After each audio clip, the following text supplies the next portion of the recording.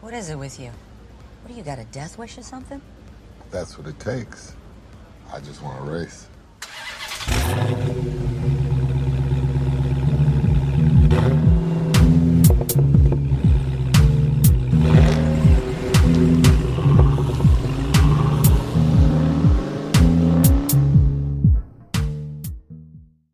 Alright, Diesel heads, it's episode 32 of the Chronicles of Diesel, the only show that goes through everything Vin Diesel, his films, his music, and his video games.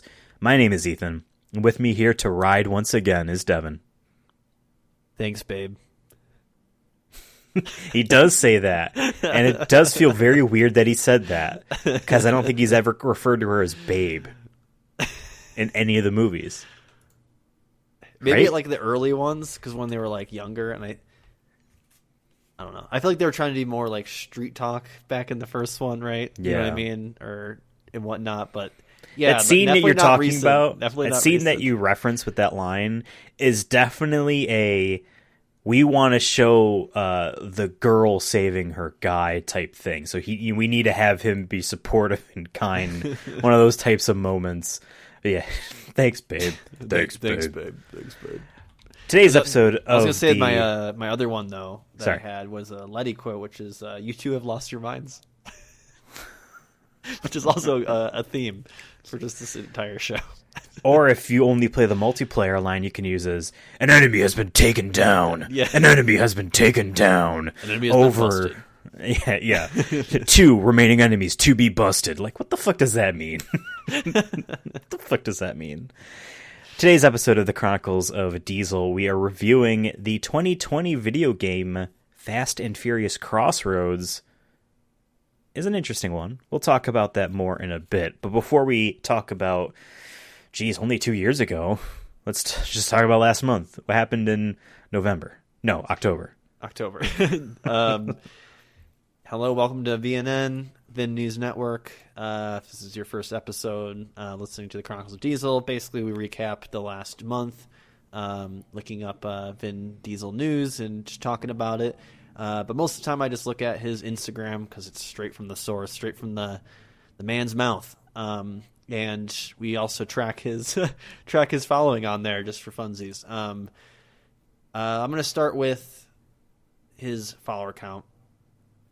It hasn't gone up too much. I'm kind of disappointed, but the reason I believe this is because he's only done 3 posts this month, which is a low number for him. But I think it's because he's putting in that work, working on Fast 10, and maybe other things. Who knows? We still say that maybe one day we're going to get that album on Christmas album. You're right. We were expecting that to be last year. Yeah, that didn't come out. But yeah, he's at 83.6 million followers. Last month he was at 83.1. So, I mean, still, we're talking about millions, so it's still a lot. But for his pace, it's slowing down a little bit. When, like, Fate of the Furious and whatnot come out, like that, those kind of movies come out, that boosts it a little bit because people are like, who is this Vin Diesel character? I want to follow him on Instagram. But yeah, he only did 3 posts on Instagram this month. I'll go through them. Sorry, 4, really. He did video of him and I believe his daughter. I don't really get it. You can watch it. She's saying Happy Creative Sunday, then she says something else, but I don't get the reference. Then there's a picture of his other daughter wearing a Lakers jersey, LeBron James, and Michelle Rodriguez is in it. She's doing like a headstand. And then this one is the one that we tweeted about a couple of weeks back on October 7th. He shared a picture of I Am Groot from, I think, a picture from, like, not a screenshot, like, that someone sent to him. Like, it's him taking a picture of, I think, of his TV or whatever he's watching it on. It's the one I Am Groot episode where he's in the mud and he's getting a bath there, getting a little sauna action. And he has I'm just going to read the caption for you. So my niece called me and said, "Thank you, Uncle Vin, for making I Am Groot. Haha. The short's written and directed by the talented Kristen Lepore. Is a blast making, but it's also a blast watching it with my angels. No wonder Marvel wants to make the Planet X movie. All love. Hashtag Flora Colosi. Hashtag Alpha Groot," which we've talked about in the past. And for people who don't know, he said this like years ago. He like talked about Alpha Groot, and someone asked James Gunn directly, "What is this Alpha Groot nonsense?" And James Gunn saying he doesn't know. So it's still there. The Alpha Groot is there. Then it says hashtag Planet X, which we tweeted about being like, what does that mean? I know, Ethan, you looked it up at one point. And there's been no like Marvel MCU news about this Planet X. I don't know anything about it. But I just find it interesting. He just drops it twice. Yeah. Is he spoiling something? It makes me think that Alpha Groot is a legit thing that he's spoiling. Not really spoiling, but like hinting at that, like in which we're about to talk about, the Christmas special that was just announced. Yeah. I wonder if it's something to relate to that. Do they go to Planet X in this Christmas special, perhaps, or the next Guardians movie? I don't know. It's just weird that he drops these things, and then like when James Gunn's asked about the Alpha Groot, James Gunn denies it, which could just be Vince is hinting at something, or Vin is just doing his own thing. I think it's more of the latter. First off, Planet X and Google searching, because I ain't a Marvel Comics guy. Google searching, which, you know, is not informative to you, the audience member, if I'm just telling you what I searched on Google. He's I actually did use Bing when I was using Microsoft Edge for D&D, and I'm like, oh god, I had to find a picture of a heart. I'm like, ugh. Bing. Google tells me Planet X is referencing two different things. There is a Planet X thing that is where Groot's species is from, which I assume is what he's talking about.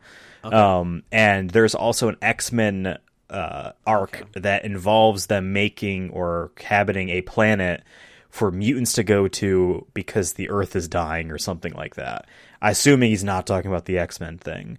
The floral colossi is a fun thing to say that he is, because yes, he is a plant colossus creature.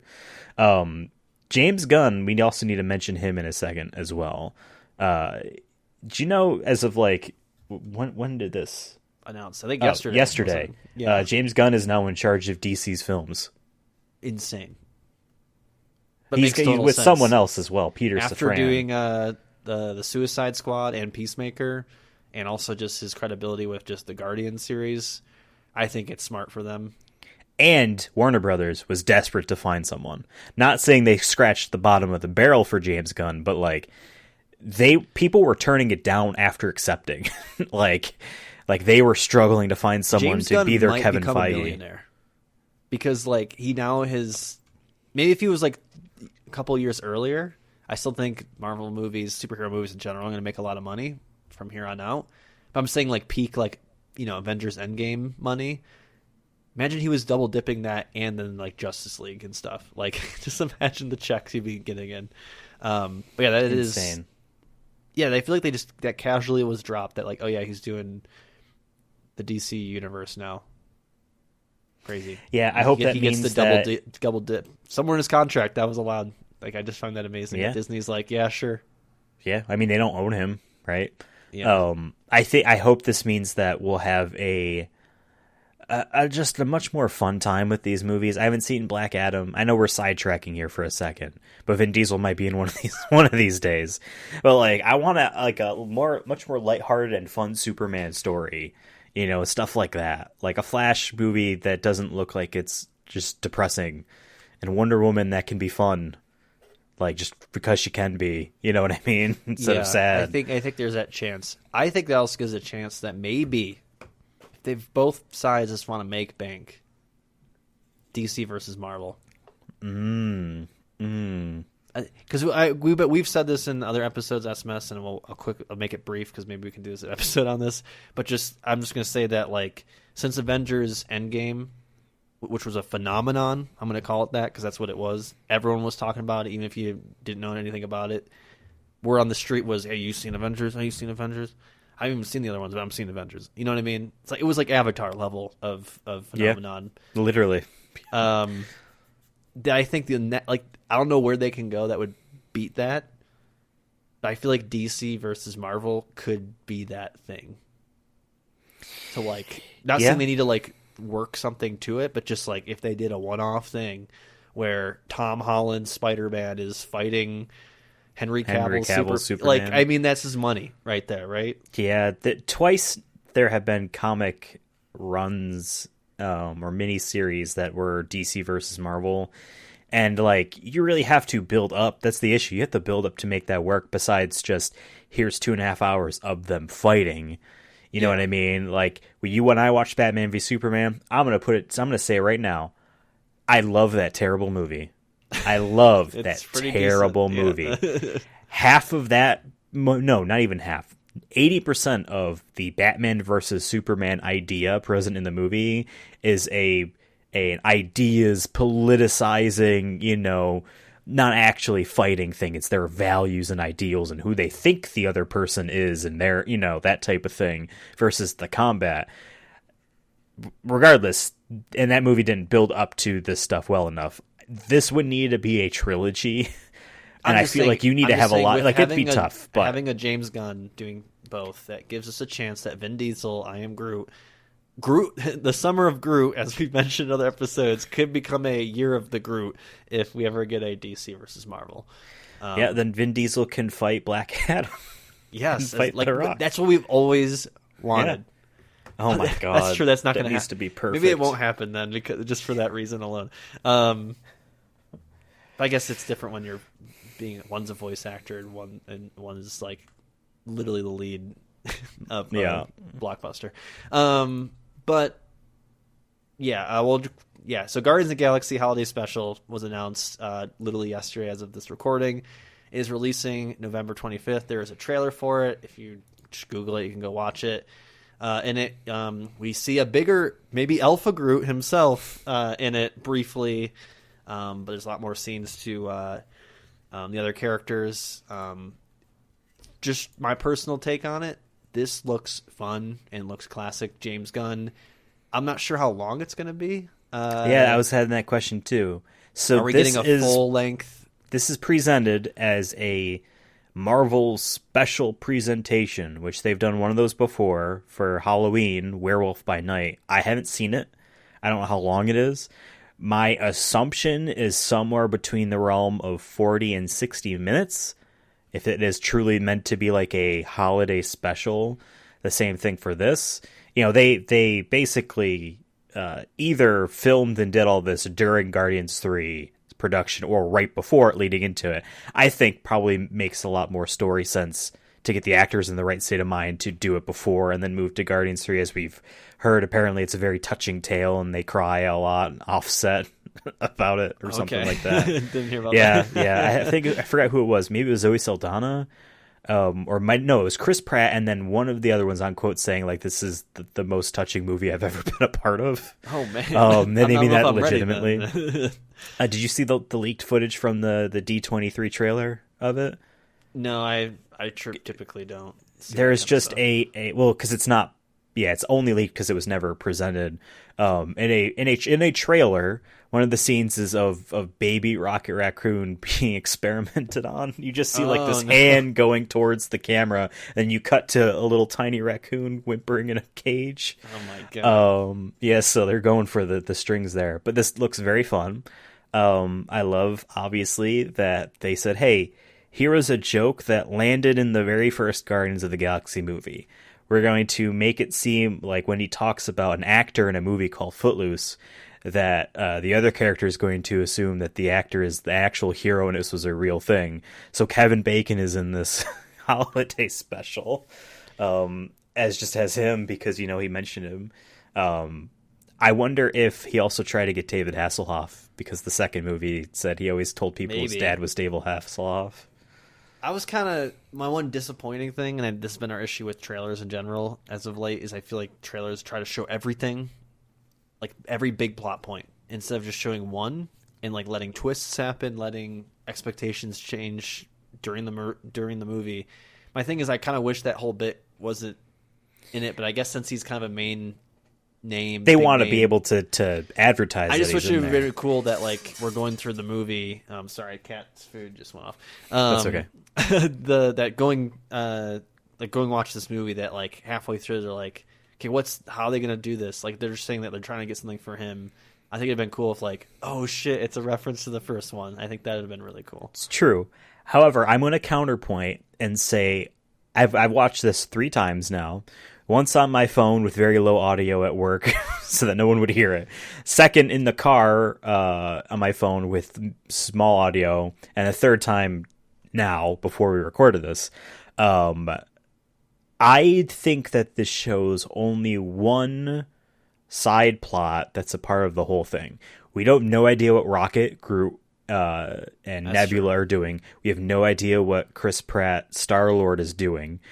Kraglin, anything like that. We just get the idea that, hey, they want to make a Christmas, party for Peter to make him happy. He earns this. And then all we really see of it, besides just headshots and people moving around, is the Drax and Mantis side plot. And who knows? Maybe that's the main plot. Maybe it is mainly just the two of them. I think that they're only showing that part because they need to say guest starring Kevin Bacon as Kevin Bacon. You know what I mean? Also, there's a dog named Cosmo in it. Oh, is that the one with the like the cosmonaut? Yeah. So there was that in the first one. That was in the. It was at the one that dog was supposed to be like from the one of the dogs that the USSR like tested with. Right. But it was in at the end of one of the Guardians movies. Oh, in like a test tube, like the Collector had it. Yeah. Okay, so I guess they get the dog somehow. Sure. Yeah. Okay. This comes out November 25th, and it's quote unquote free on Disney Plus. Sure. So it's save that attached free to it. trial if you haven't already and you're interested Yeah. in seeing it. That did actually Holidays make are me realize too. All of these shows don't have Blu-ray versions of them, and I know if Netflix used to make season 1 Stranger Things on Blu-ray, you can just buy. You know what I mean? Like, that kind of sucks. Maybe maybe people need to acquire stuff to make sure that they can have access to it. That's all I'm saying. As far as how that is going to factor in, because yes, there's a Groot, new Groot dropped in this. The Groot of Vin Summer Diesel's is going Groot to is the in Groot of there. Winter, He yes. is bigger. I don't think he's as big as Guardians 1. I imagine they want to get him to be basically looking like the first one, but still distinguishable. Because this is the first one, Guardians It's Alpha 1's Groot. Groot. Yeah, that's this Groot's dad. You know what I mean? Baby Groot is his son. He's just Groot, though. So they want to make sure he looks distinguished. I think that he looks like he is 17, and he's not quite there yet. Maybe 20, like he's off to college. Something like Yeah. that. He looks very big, but he's still got maturing. like He's matured baby from boy the head. last time we saw him, which he was complaining about who was the leader of the trip, the ship there in Thor 4. 4. Jesus. Whatever. Yeah. we moved away from angsty Groot into potentially Alpha Groot. Alpha Groot. He plays football. He probably could. He's big, right? Yeah. I don't know how fast he is. I want to do one last thing here. There's a picture of a car that looks like maybe someone mentioned is that the Chevelle from Fast 4 that he posted. And it says, "Shout out to the amazing picture car department, the car and craftsmanship that goes into each vehicle from the shop to the screen. Haha, this one has a particular special story. Remind me to tell you. Hashtag Toretto's Garage. Hashtag FastX." Remind me to tell you. It was October 8th, and he has not posted since. So he's All right, you have to let's remind him. everybody, every But single day, send an Instagram post. But people on Instagram were like, "Tell us a fast family story about family." Someone just said, "Nice." But yeah, it does definitely look like the car from Fast 4, the black one there, the black Chevy That explodes in the mines. He jumps out of it, right? Yeah. Yeah, so maybe it's coming back. It's interesting. Could be. All right, so before we talk about Fast and Furious Crossroads, we do have to mention our plan for the rest of the year for this podcast. Tentatively, because we have the power to change things, December 1st will be F9, right? That was always the plan, and then we have technically caught up, in which case we will rethink on our Thor, Love and Thunder Groot and our I Am Groot opinions and rank those as well. So those two will be, riding the curtails of F9's main thing there. this holiday special comes out a couple days beforehand. And there's also, apparently even still, Avatar Way of Water coming out in December, and he is in it. That was a rumor back in the day, but the fact that but everything is still saying it's right. IMDb doesn't say it, but then other places do, so it's confusing. Maybe this is that Kevin Bacon thing you wanted, where it's just he's in it, you don't know. Villain. That would be awesome. Assuming that he is in it, assuming this movie comes out mid-December, our idea is to hold off on reviewing the holiday special until we can tie it to the Avatar episode. And the next main episode will be, instead of January 1st, will be mid-December as we talk about both of these, the movie and this holiday special. So that's that for you guys folks. So if December 1st rolls around, you're like, hey, I didn't talk about the holiday special. We'll mention this again December 1st, but but probably we'll actually know by then.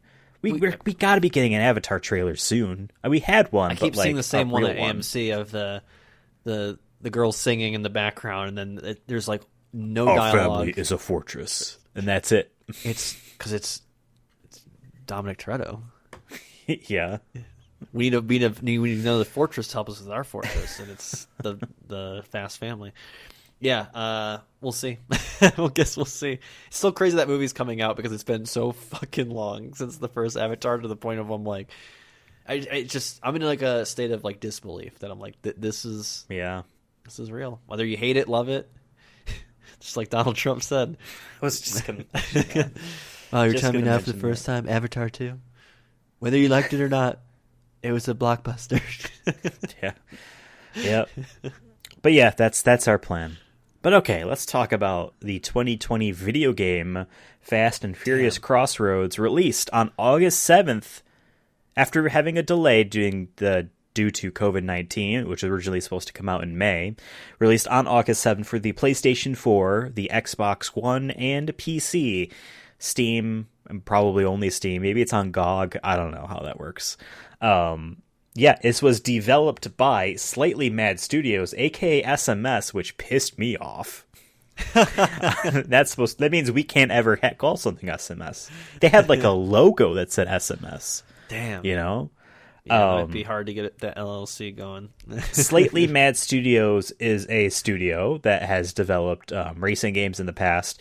They were purchased in 2019 by Codemasters, who also makes racing games. Dirt, I believe, is them. I've played Dirt 5 on PS5, like, because it was free or whatever, and that was fun for my. Did it say Codemasters? hours. I'm pretty sure that's by Codemasters. Yeah. And published by Bandai Namco on August 7th. Shout out to Namco for 2020 Godzilla toys back in the day. Well, they still do, but the toy company. Bandai, before they merged with Namco, aka kind of purchased Namco, it was definitely in Bandai's favor. Bandai had essentially all of the anime licenses for video games. Yeah. They made an entire handheld called the Wonder Swan. I loved that thing. And the fact that it survived at all in Japan and had like a color version of it and a Game Boy Advance SP style better version of it at all was because they had One Piece games and Naruto games and this games and that game. So Bandai definitely had like their pulse on that Japanese stuff. So it does not surprise me that they did Godzilla. And they also have the pulse on Fast and Furious, right? Maybe not. This game was first announced at the, I believe, 2019 Game Awards. Remember this? That's right. Yeah. Yeah. Michelle Rodriguez and Vin Diesel walked out on stage. They reminisced about playing video games like Tekken. Everyone makes fun of her for pronouncing Tekken like Tekken, but let's be real. I think it's Tekken 7. Someone some announcer in that game pronounces it Tekken. So maybe she was right the whole fucking time. It's like Mario and Mario. Tomato. No. The people that say Mario are wrong. Most of the people are from Jersey. If the creators called Mario, they're mostly from Jersey. You have to pronounce it in Japanese as the creators intended. Yep. So they announced it there. It looked goofy at the time, but the idea was simply set. This is like one of the action scenes in the movie. You're going to be racing down and doing gadget stuff. Okay. Game comes out in August 2020 to a resounding Metacritic score. Can you guess? Can you guess what the Metacritic score is? I don't know. Well, all the Sonic games that we've played or looked up, it's hard to gauge anymore what is good and bad. I'm just going to throw a solid 50. 35 on Metacritic. Really? In fact, it was the 4th worst rated game of 2020. The games that ranked lower were broken. So, effectively, you could say of finished games, this was the worst. Lambasted by critics. Many people said it was not worth the $6 price tag. Now, we purchased this video game this year. Things. Okay, I didn't realize it very was much. that. You got it. Yeah, exactly. This was a full-priced video game. We purchased this in the glorious year of 2022, in the first half of the year, physically on PlayStation 4. We played this on PlayStation 5s. The game has been delisted, though. The game was delisted. We got it right before it delisted on sale for $15-20, was it? Yeah, around there. But granted, they can't get rid of physical copies, so you could still go on Amazon and buy a copy. The game was delisted from all digital stores on August 28th, at least on the East Coast here in America. Why do they do that? Because do they pay to be on the store? How does that work? Couple reasons could be. The obvious thing people point to is the licensing. Universal, or if there is a subsidiary just about Fast and Furious, whatever that is, could have only had a timed deal to do this, which would have been dumb. Because if you're Bandai Namco and you're like, Fast and Furious is a billion-dollar franchise, multi-billion-dollar franchise, I don't think they would be like, oh yeah, we'll sign in to only have a game be on sale for 2 years and then gone, because they see this as a reoccurring printing machine of money, assuming that the game quality was worth it, right? So that was not the case, I guarantee. There is no actual reason for that public of how this and why this happened, but this could also just be like, hey, that there's a song, I think it's by Ludacris in the title. It sounded like Ludacris. Am I wrong? I don't know offhand, but it could have been. It sounded like him, but maybe I was just wanting it to be him because he's a part of the Fast family. You know what I mean? Well, he's not in the game at all. He's mentioned as the character sparingly, but, yeah. Tej. That could be a part of it. Like, songs and product placement are why games get delisted. In this day and age, you can get rid of them. Death Stranding on PlayStation 4 has Monster energy drinks. I've been playing the PlayStation 5 version. That deal was clearly up. The cans are replaced with just an in-universe like energy drink thing. But AMC's The Ride is still on the bathroom when you take a poop. Yeah, AMC's The Ride is still there. And it makes the motorcycle noise to hide your pooping sounds. So that could have been something, because there's a lot of cars in here. And like basically a lot of the cars that were used in the movies, especially in the multiplayer, are in there. Could be something like that very easily. You hear stories about how like, oh, Grand Theft Auto 4 got an update to remove a bunch of music from the radio because those licensings ran out. Gotcha. I honestly think what it is a deliberate pull from Universal or Bandai Namco because the game is critically terrible. It did not sell very well. It did not rank on NPD at all in the top 20. That's the American polling for things. And it was 17th in the first week or month. I don't remember which one it was in Europe. And that was it. So a big name did not carry this game because... Were they seeing if they would get maybe some just like, hey, kind of like desperate sales, like kind of how we did. We're like, oh, we need to get this game sooner in case it does just completely get sold out or whatever. Could have just been like their thinking marketing wise is like, hey, this game isn't selling well. What if we just delist it and just get all the people who are on the fence about buying it? They get it to sale and we just make as much as we can. And here's what they can do, Devin. On PS5, release a sequel or something like that and have this game be included in it. Your chance to get it again. They took it out of the Disney vault. Remember that? Yeah. You'd see those like, it's going back in the Disney vault. You got to buy Snow White again. Yeah. In this new version. Could be like that. Honestly, it could be several things. I think that if the game scored very well critically, and more importantly to these companies, sold very well, made a lot of money, it would not have been delisted. But I think the fact that both did not come true, allowed this to happen. It did kind of come out of left field, but no one was upset. No one was like, no, it's not like, oh, Bloodborne is getting delisted. No, you know what I mean? People would be fucking raging. You know what I mean? Yeah. But in any case, that's like the story on this game. There is DLC. You cannot purchase it anymore, which makes sense. But the online is still going, and that was confirmed to still happen. You just, good luck getting 8 other people to play with you. Yeah, I tried, after I beat the main story, I tried and, gave it, 15 minutes just to see if any, even one other person would pop up. Nothing. And to be fair, I'm closer to the West Coast.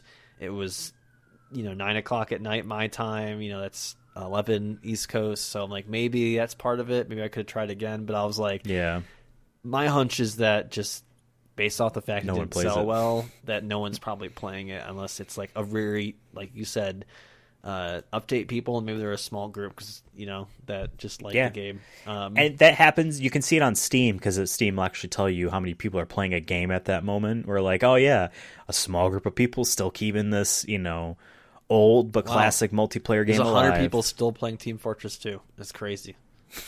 Yeah.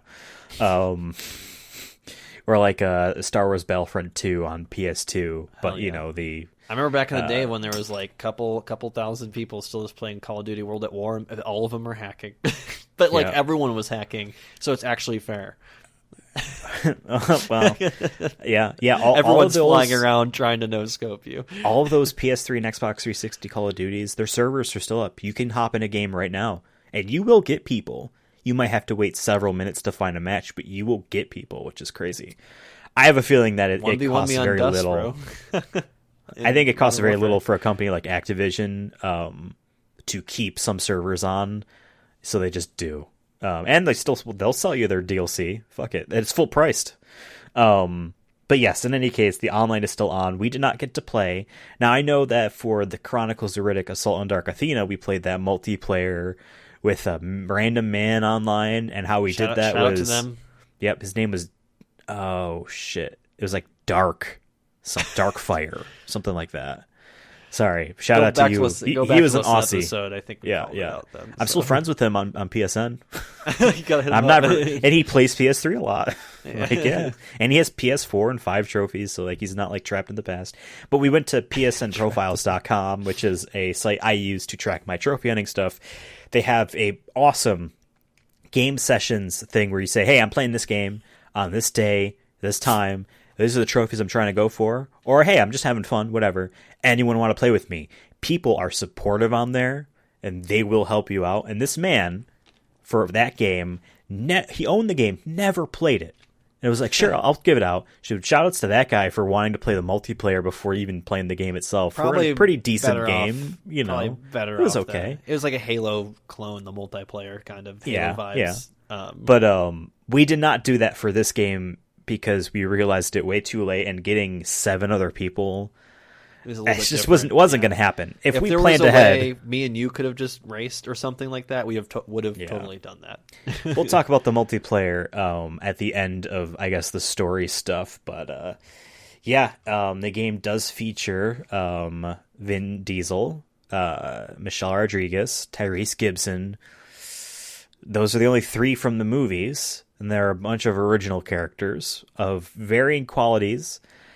I will say, before we get down into recapping it, if we give some opinions overall, if you would let me start, since I'm already talking, I will. There are 3 aspects I would talk about, my opinions quickly. Gameplay, graphics, and story. Gameplay I find extremely simple. The driving is very boring. Not that great. The fact that there is no speedometer tells you this isn't really much of a race as much of an action thing. The abilities and stuff in the giant window buttons for the cooldowns and stuff reminds me a lot of mobile games. This feels like an iPhone racer, just with kind of good-ish, maybe graphics. I find it very simple, and the game is very short. Graphics-wise, people like to say, oh, it's like a PS3 game or a 360 game. It's not that low fidelity, but it does remind me of, in an alternate universe, oh, sweet, the new Xbox One, the PlayStation 4, they're coming out this holiday season in 2013. We got to get it. It's this Fast and Furious licensed tie-in game going. Brand new to the scene, graphics, whatever. It needs to look decent. We just want to make sure we can maintain 60 frames per second, and we don't have much of a budget. Try to just make sure it looks 60 and make sure Vin Diesel looks as much as he could possibly look like. That's what it looks like to me. This looks like a 2013 PS4 game that was like a launch game. Because there are games that look about like this on that system at that time frame. And okay, it's 7 years old. And for context, we also did Wheelman as well. And I think once we get to more of like the nitty gritty of this, I think there's some comparisons we can make, and also absolutely some, I guess, complaints and maybe pros cons to just for sure. Those games came out in very long periods of time in between. Yeah. But they also feel so similar in a lot of different ways. And just to say story before I hand it off to you, this was just whatever in two ways. It's trying to be somewhat of a cool like action plot. It was so whatever. It felt like it's just so boring. And then it was trying to be like actual character stuff. They have two main characters that are new, and they are trying to have these characters have personality. Okay, it works. I'm not here to nitpick dialogue or anything like that. It's fine, it's whatever. But the kind of story that they're trying to tell with these people feels so tacked on to what they're actually doing in the story that it feels very, very, I don't know, inconsequential. And the fact that one of them characters gets a resolution is just a side comment after everything's done that just resolves it in their head, I was like, okay, well, you had something. What did you think about the game? So, like, going in, just based off everything else, video game-wise, we've played with Vin Diesel. My expectations are pretty low. Less because of Vin Diesel's skill set, more of just, like, budget and whatnot going into this. But I'm like, it's Fast and Furious. They make a lot of money. They should have some stuff in this that I'm looking for. I agree with what you said with like there being no speedometer. I was like, how is there not like part of a racing game or just a car game is having a speedometer to also trick our brains into being like, wow, we going fast. Because you have some motion blur on the side, you have a boost and all that. So reminded me a lot of Burnout, which was also around the time that you were just talking about, 2013. That era of Burnout, I think Burnout 3 Revenge was around that time on like PSP. And I really loved that's much older than 2013. But I just really loved that cool. game, for example. And going into Wheelman, like I had some knowledge of it, and it's awful but like fun at moments, just goofy game. So I was like, okay, let's go into this. And overall, I came out of it being like, okay, I'm glad that this was only like 6 hours. This is my type of speed in terms of length of game. So 6 hours. There's a start and a finish, and there's multiplayer if you want.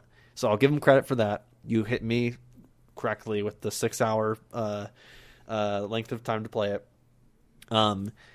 There's some funny little like physics stuff that happened. I put one clip up on Twitter and YouTube of like just a random goofy ramp thing that happened, but there was so much more that I just didn't record. But like just I have a theory. Crazy stuff happened. Go ahead.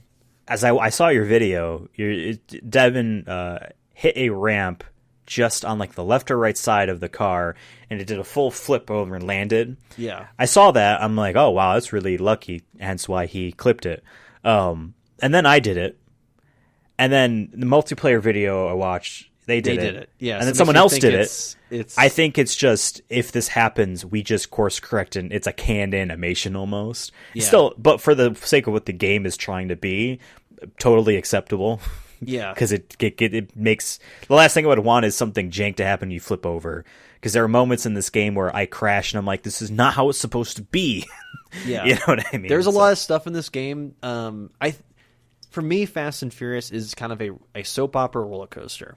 There's some set pieces that go through. There's some ups and some downs in terms of excitement. So for me, like, I feel like in a way, this game isn't good by any means. But for me, this game encapsulates Fast and Furious, though, because it has the soap opera drama that, like, a lot of people are just going to tune out and be like, whatever, bro. They have the family in there. But it has set pieces, some, honestly, to me, cool ideas, and some fun things. There's some that got me frustrated because the game just isn't well made. But there's some other parts where I'm like, hey, this is cool. I also appreciate when you fall off the map, it immediately puts you back. It puts you right back on the rail. It's a roller coaster. And I will never fault a game for being easy to play, in my opinion. Even if it's simple, maybe you're looking more for a Gran Turismo maybe out of this. If you're looking for that, you're not going to get it here. But if you're looking for just a arcadey, fast racing action, not even racing, but just action game, I'm not going to hate this, like, in a way. So I'm in a way, I came out of this being like, I had fun because of those reasons. It's a roller coaster. It encapsulates what Fast and Furious is for me. And it's just a quick 6 hours, and I'm done. I'm off I don't need to, like, if it was 30 hours, then yeah, I would have tapped out. But 6 hours, I'm on the roller coaster ride from start to finish. It's goofy as hell. It's Fast and Furious, baby. So yeah, I feel like for $60, this is the example of a short game that's bad. I'm glad we got it at 15. There are short games that are good that I would say are worth $60, and then there are ones like this that maybe, perhaps, totally are not. Not that you can even buy for $60 anymore, if at all, because it's delisted on digital storefronts. I'll put it this way, because I rewatched the trailer for this game in preparation for this. The trailer shows the final 3 missions. Oh. And so you saw that and you're like, wow, so you're going to be racing hoverboats and like rocket ships, and this is going to be so cool. And that's the end of the game. So the build-up was to that. Instead of what the game, and I'm not trying to be one of those, it's false advertising. No, it's not. Because it showed you what the game was. But you could get the impression that there was a lot more of that in there than slowly driving around Barcelona. It definitely was a build-up, like I said, though, like a roller coaster. But the Fast and Furious movies are generally the same thing. The beginning of this game, which we'll go in a second here, has a big set piece at the start, and then it tones itself back down. All the, like, since Fast 4, it's been exactly that, though. There's a car or truck being flipped in the middle of the Grand Canyon or whatever the fuck. There is some sort of heist happening here, whatever it is, right? Yeah. And then it tones it back down and it starts small again. And it builds up to it has one other big piece, dials it back for a half second, but then we're back. And then it's always the end like that. And that's fair. You know, so I feel like it's I go back to, I'm like, this is Fast and Furious. I just feel like not enough of what makes Fast and Furious fun is presented in a long form game form for what it is. But I will say, excuse me, there are parts in this game that I do like.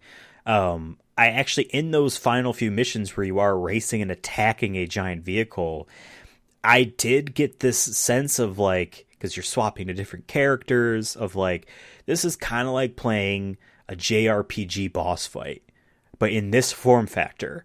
And yes, the mechanics are very limited and it is annoying, but if I were to keep this in the mind of this is towards the beginning of a long car RPG, CarPG.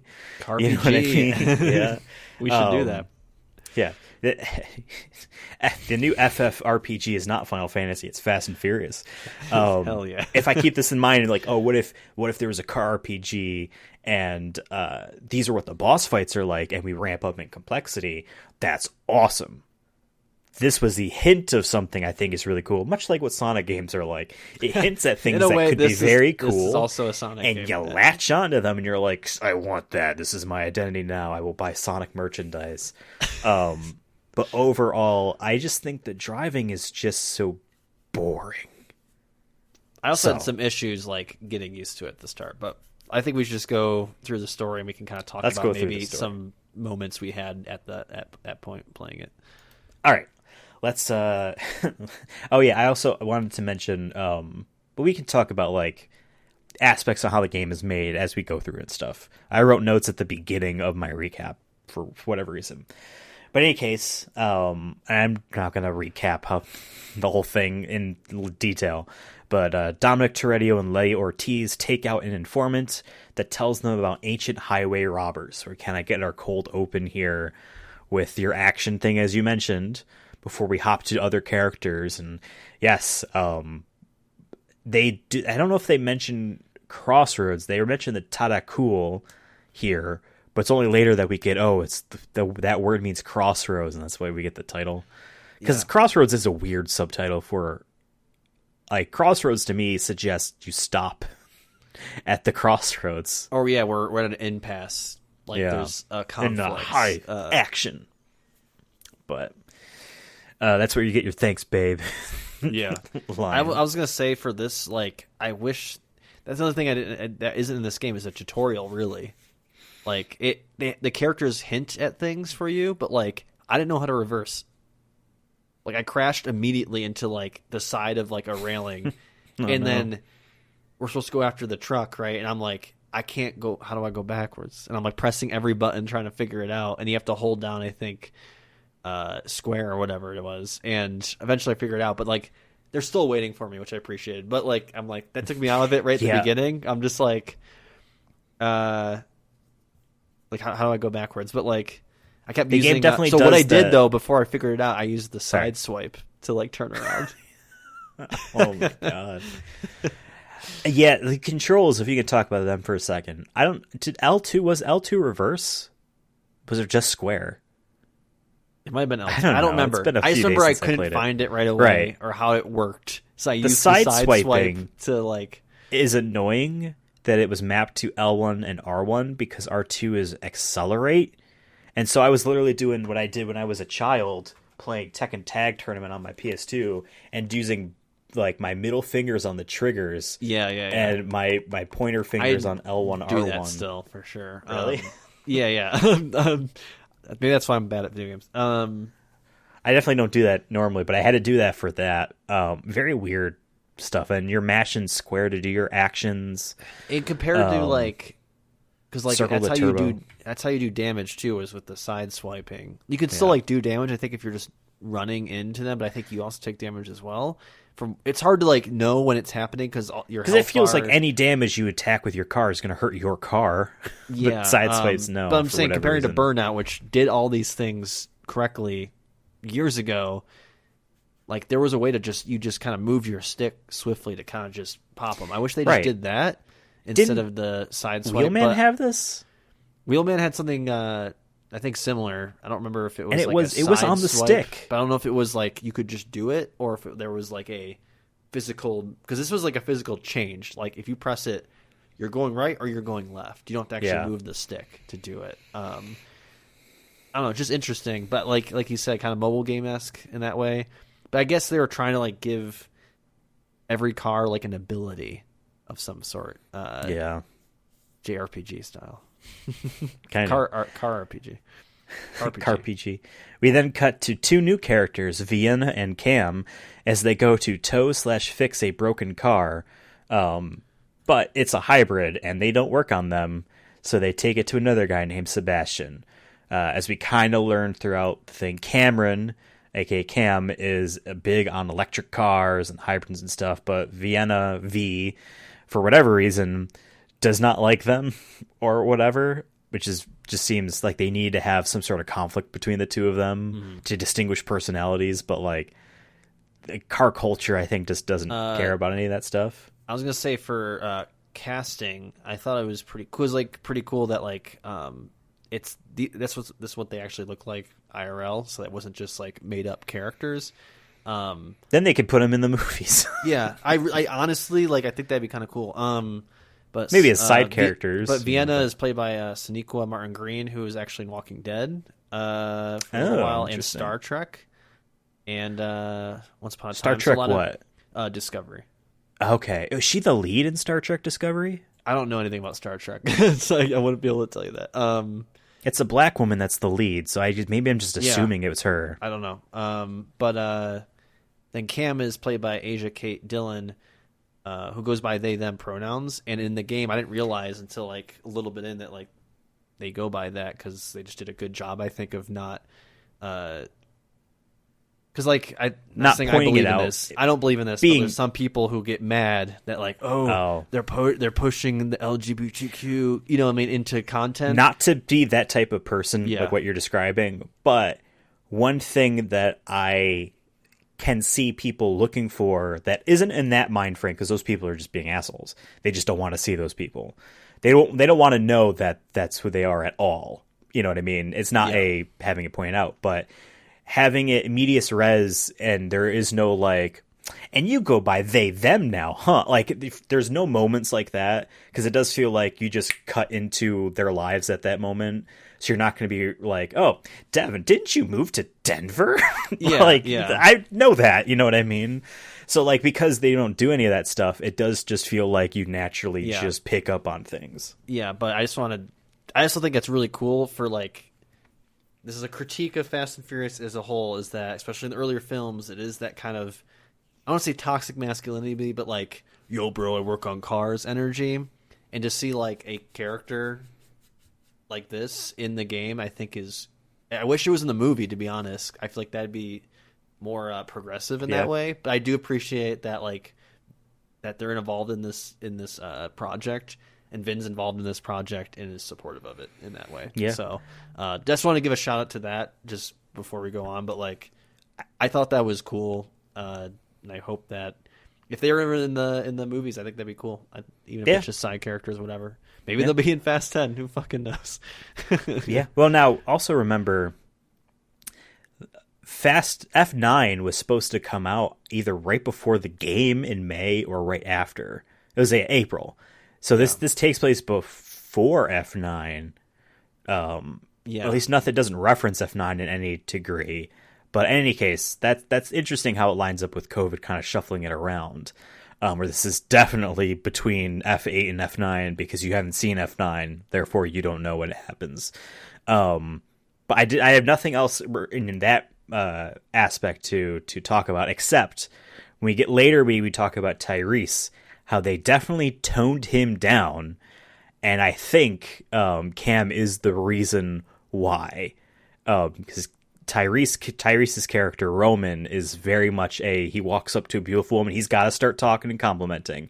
They do not want to have just the weirdness in the script of them doing it to a non-binary person or just someone that goes by they them, and just having to write a scene, and they're not going to write a scene that's good.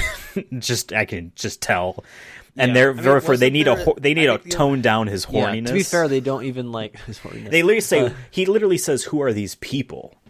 to it at the beginning or something like that. So they were very like one scene, but it's quick and it's whatever. But they were very. I could tell they were very much like, we need to tone Roman down a bit. But to be fair, like even just in general, I didn't like the dialogue, or just like throughout generally, like it's fine. It's soap opera like esque, like we've seen in other movies, but not to the level of where it's, I think, passable or just like, yeah, whatever, that's cool. Yeah. Like, you know what I mean? Like, yeah, sure. They're working John for Interpol. Cena is Dominic Toretto's half brother. Whatever, I don't give a fuck. Yeah. That's just cool to me because it's John fucking Cena. So absolutely. But in any case, yes, they tow a car with their regular pickup truck. They don't have like a tow truck. They just have a pickup truck. Tow it to a friend of theirs, Sebastian's. We learn that essentially Sebastian is V's either boyfriend or like they're close enough that it's probably going to be the case. He needs a ride, or like they're going to take, if he's going to take him back to their house to cook dinner or something like that. Yeah, they were just hanging out, whatever it was. Yeah. That's the idea. But Sebastian thinks he's being followed. And you get this gameplay thing where it's like, oh, you can either listen to his instructions or not. And a meter of his, what's the word for being like super anxiety? He's going to get a heart attack, I guess. Something. Not superstition. There's a word that starts with S that's like that. That's not psychotic or anything like that. His sus meter. I followed his instructions. There's a trophy for not following it, and I assume based off stuff that you can just go to the house and the same stuff happens. Maybe she blames herself a little bit more, but it's the same events happen. I think I followed the directions. I didn't even notice. It was so simple. Yeah, turn right here, turn left here. And I will say, to actually, they tried to make this a AAA game in the sense that lots of story-driven AAA games have what I have learned to call this, because Tim Rogers of Action Button calls segments in which the gameplay is just simply walking through an area, specifically following another character, in which you just observe your surroundings and just story stuff happens. Last of Us does this, etc. As prestige tours. You're basically being treated to high quality asset created stuff and story and all this stuff. This game tried to do that at the beginning with V and Cam just driving through Barcelona as Vin Diesel airjacks a car in the background, because that's where Wheelman took place. The game tried to do that, and I think even this one, this segment here where you're trying to drive Sebastian to your house is part of that. So like, they definitely try. I don't think the game is long enough to really warrant that being special though, but they definitely try. When they get to Vienna's house, he tells her that he owes the mob a lot of money. Classic. Yeah. He owes them $100,000. It was like $100,000 or $200,000, something like that. I think it was closer to 100, because yeah. Which I was like, okay, that's a lot of money. Don't get me wrong. That's student loan debt for Devin levels. You know what I mean? So I get it. But I'm like, is it that, like, is that to me, I'm like, still, it's like kind of a small number for like, we want to kill you level of like, yeah. You know what I mean? Yeah. But I guess it's I don't know how the mob runs, so I don't know what their budget. Yeah, and like they even like, oh yeah, it's essentially just 2 expensive cars, like not which is like the biggest cars, plot hole, which I don't care, but the biggest plot hole I kept thinking about the whole time, just like, they steal cars, right, so they can win a race, then they steal another car to heist the truck, right? Sell that car you stole. I'm sure it's worth $100,000. A car that has electromagnetic, whatever the fuck, electric, whatever, it's got to be $100,000 in this economy. $100,000. Yeah, Cam at the beginning there drives a Jaguar that's electric, a 2018 electric Jag, which I didn't realize they made those. Now I'm very interested. Those aren't like, you know what I mean? They're not $40,000 at your local dealership. You know, like, okay, and 80,000. Cam and Vienna are from Miami.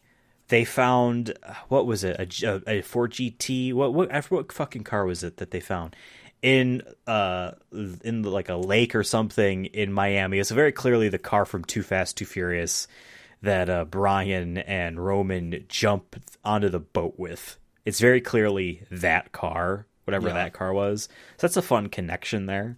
But like, they do at one point, it's like, let's just fucking sell our cars and get it. And then they were told just no. We can't do that. Like, why? Because he said he doesn't want to. He's too prideful. He's a man. Whatever. This is my car. You know, my life's blood, whatever. I guess. But yeah, it's funny. They need to win street race cars to do it. I don't care. But in any case, we get ready for a street race with Super Fuel, and you do a ride mission where you just don't bump yourself a lot and you're fine, which was boring. I'm not gonna lie.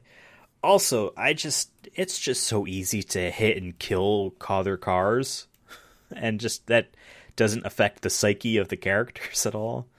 At one point, Vienna shouted out a window, and when the first time she's driving, I own a car shop, I'll fix it for free. She continues to drive away because I'm behind the sticks. Yeah, you definitely can kill a lot of people. Like, and the game does not care. And like, even the normal city driving, I'm just driving home. I killed 3 people. Yeah, the cops don't go after you for breaking all the laws. Whatever. Not that big a deal for what the game essentially is. Yeah, it's just funny to think about. Yeah. At the race, a guy named Mauricio tells Vienna he'll double or nothing the prize if she races too. Which I guess he's just giving her more cars because it's not a cash money thing. Whatever. So you do it. This is where I kept losing. It's a tag team race. I kept losing. I could not finish it, but I think it. Did you actually like finish it? Because I finished it. Yeah. I swear to God, I finished 3rd, and it just said you won. after a Really? certain point. That's what my notes say, and that's what I remember. Is just like it was like the 8th time that I was like, because it would just spot. So if you lose, for people who didn't play the game, you tag twice. You do 2 laps for each character, but on the last lap, if you lose, it just starts you at the last lap again. Yep. You don't have to do, Yep. which I appreciate. I'm like, okay, I'm not Yep. doing this whole race. That's Don't waste my time. 12 minutes. Because it's not like this is an actual race in a Yeah. racing game. You know what I mean? Like, this isn't like if Gran Turismo did that to you, you'd be like, well, this is kind of lame. You know Yeah. what I mean? Like, I should start the race over. But that's because there's But, like, shit around the that. roller Here, coaster this is just thing again, yeah. where it's just like, nope, get him back on, get him back. Yeah. They need to finish this. I swear, I like, because like where you finish, there's no like marker, right? There's no like someone waving the flag that you won. It's just like a weird turn, and it just like a cutscene happens, right? That either you Yeah. failed or you won. And I definitely they definitely have finished ahead of me, but then it cuts to me winning. Really? I So failed I think- it I 4 think it just times, was like, hey. and I won on the 5th. I think after a certain point, the game's like, we got you. Because, like, the controls are weird. I It's very, very still don't finicky. know how to turn. Like, hard The brake- turns. the hard- I'm still the doing the handbrake, but, like, yeah. sometimes if I just hold the stick, they do a hard turn anyway. So I feel like it is dependent on literal location. Like, this turn here will make it easy. This turn here, where they're going to need to do the thing. Instead of just naturally feel. It also I never depends on the understood car, it. because some of the cars I thought like controlled better from how I play my racing games. Really? But then like during that race, I'm like, this car is way too like sensitive. Where like I just touch it, and I feel like I'm flying to one direction. I'm constantly running into each guardrail when I'm turning or whatever. So for me, it was just like I don't know. It depended on the car, because some of the other ones drove fine for me, like control wise. I guess I maybe I just assumed I was getting better. I never noticed a difference. But then there in was how some they where ran. like I was like, no, like I feel like I did that right. But In case, eventually you win. But turns out Mauricio is one of the mob guys, and the mob doesn't want him to win. They don't want Sebastian to pay win. them back, yeah. They give him 48 hours to get the money. This is so dumb. He is entering a race in which your guy willingly entered into to essentially lose something if he loses. Just so happens Sebastian's doing the same thing. Why does that all of a sudden make you upset that you're giving him a car he's going to sell to give you the money? Like, that just felt like it was a convenience for the store to just be like, we can have our conflict here if the bad guys are in on it too. So yeah, you run away, the cops chase you, you get out of there. The next day, Vienna meets up with Letty, who she just knows Letty, and they talk about the Tadakul. It means crossroads in whatever language Tadakul is from. Vienna then goes to find a truck at the police station, and this is weird. Watches the cops or whatever, because I think the cops were paid off or whatever. They were they were looking at what the Tadakul were doing, like what they had inside of there or whatever it was. I don't remember exactly, but yeah, I feel like you could not get away with this, and especially in 2022 America, just sitting rolling up, not even like parked at a parking spot, but like in a not busy street, but an open street, and just like pulling up and being like, yeah, binoculars and everything, like, okay. What's up? But whatever. Yeah, then Cam shows up, and then Cam gets the mission. Cam races around trying to find the places the truck went to recently, because I guess they hacked the GPS logs or something. I forgot what it was. The last one, it seems interesting. Maybe this is it. But in any case, Letty helps them steal a bunch of cars for a heist, and then they do the heist. That's what I wrote. That's not a very good That was when recap. they had the cars were cool because they had like the green lighting on them and stuff. But yeah, Like the first movie. Yeah, once again, sell these cars and I think you're debt free. But yeah, they rob from the Tadakul. Well, the people we owe money to, basically, we want to rob them to pay them back. Yeah. In any case, Sebastian dies during this, and they're all arrested. Kai he's this fucking Kai guy. We don't like this Kai guy. Kai essentially kills Sebastian. They're all arrested. But it doesn't matter because the police just are like, hey, Interpol is authority over us somehow. We know that's not the case. Not true, yeah. So, yeah, whatever. But it turns out Letty and Dom are helping Interpol. So now Vienna and Cam are too. Because otherwise, I guess they go to jail. That's not really said because they're...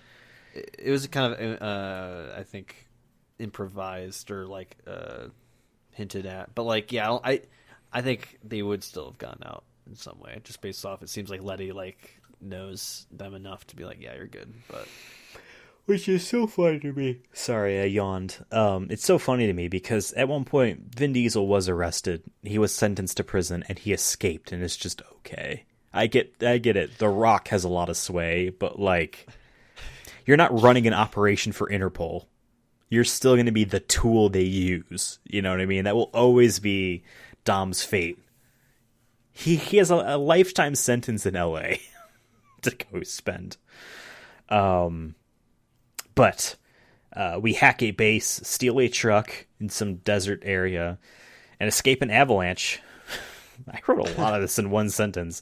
And then search for some GPS markers to a collapsed train tunnel entrance. The avalanche was cool. It reminded me of Sonic. But also bullshit. Because I hit a telephone pole and I lost. Like, everything else is breaking. I hit a telephone pole and nope. I also, by the way, in a race, hit a parked car. And it acted like I hit a brick wall. Meanwhile, you slightly graze a moving car. They're like shredded to bits. A family of four is going to the hospital. But I boost. I hit the nitrous straight into a parked car, and I die. Yeah. The car doesn't flinch. So yeah, when this I kept hitting the fucking telephone pole in the avalanche. They have a better but yeah, Vienna basically just drives in a circle in a parking lot for this base. That's what you do there. Okay. Cam steals a truck off screen, and then you escape an avalanche with them. I don't know. I just like the avalanche. For me, like it was a spectacle, and it looked pretty good. That was one of the mid set pieces, the middle set pieces that they had. I just went the wrong way at the tail end, like the very end. Oh, really? Just because I thought the game was leading me to the right, and like there was like a collapsed rock, and I'm like, do I have to fit under that, like, or do I go through it? Because at one point you like go through like a wall or something like that, and I'm like, oh, do I go through that? And I just crash, and then the avalanche takes me over. But yeah, no, I just thought that was cool. I don't know if this was spoiler alert. It's better than Sonic Adventure or Sonic 06's snowboarding level. Oh god, I'm not sure if this was intentional. Even if it was, I don't think it earns it. But before we get to the base, we drive over a really unstable-looking bridge. And then during the avalanche, you ride under the bridge. I'm like, it's going to collapse. Like, that's going to be... It doesn't. But I'm like, I don't think it was an intentional, like, oh, you think we're going to do this, but we're not. I just think that they forgot. Or they just didn't do it. I don't know. This is whatever. We should have tried, like, sitting on it to see if it would have collapsed. Maybe it was just a weight thing. Well, the avalanche would have taken you over.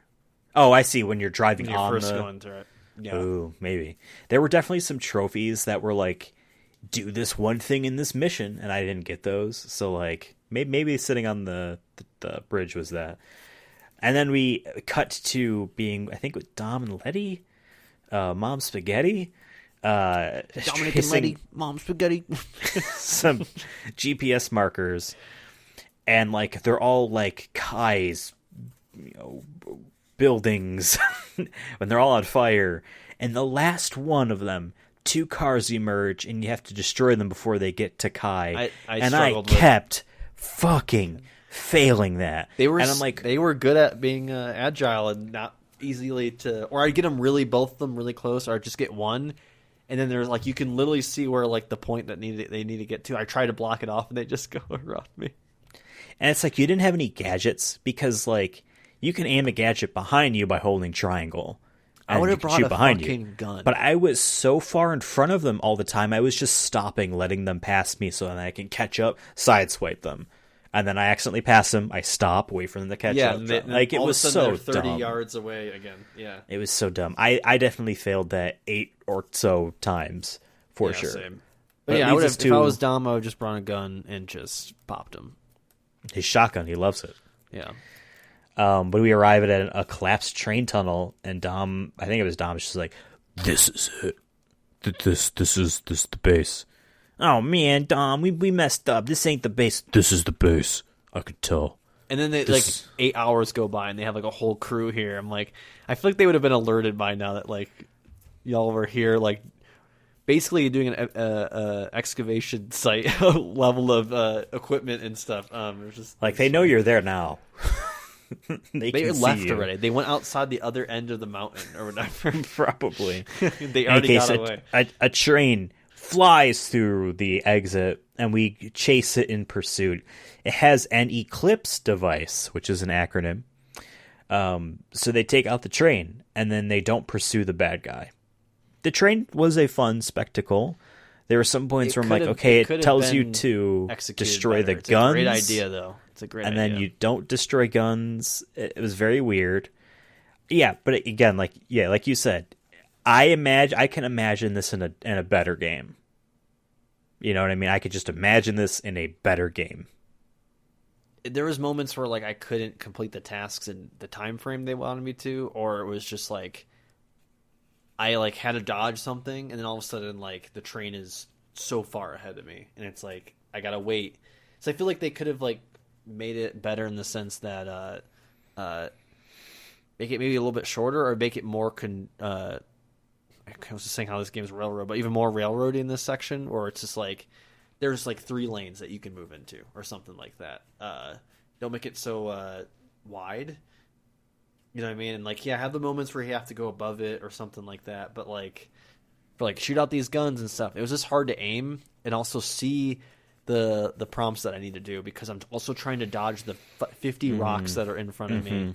And the rocket launchers.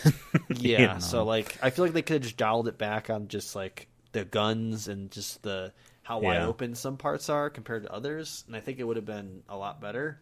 But I like the idea, though. I think they were onto something with it.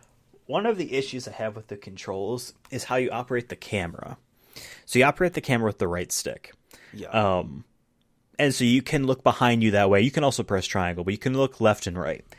In the neutral position, which is what you'd be normally doing, if you're just driving and not trying to look around, it faces forward. Okay, I want to look to the left. I tilt the stick to the left. It's immediately looking to the left. There's no granularity. Yeah. Same thing with the right. Same thing with back. The trick... Made it so hard.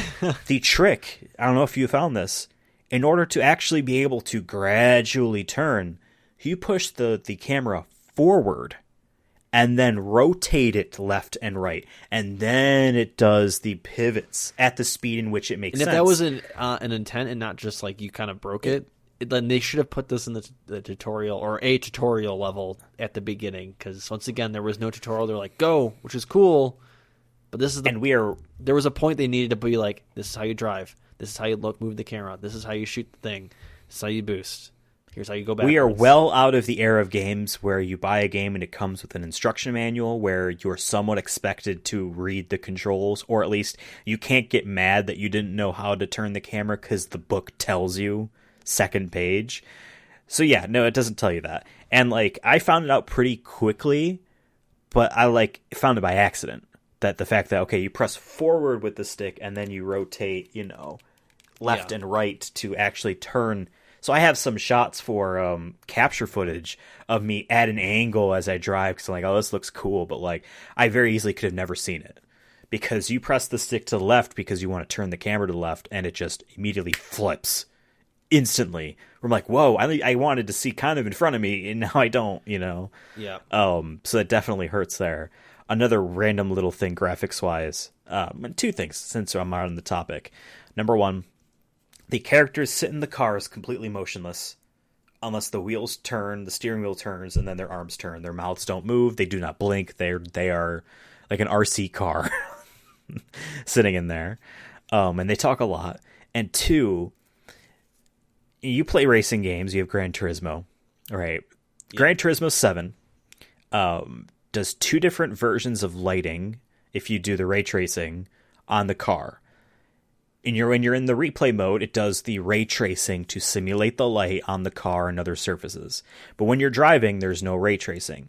Instead, what it does is cube map projections of its surroundings to add reflections on. Games have been doing that forever.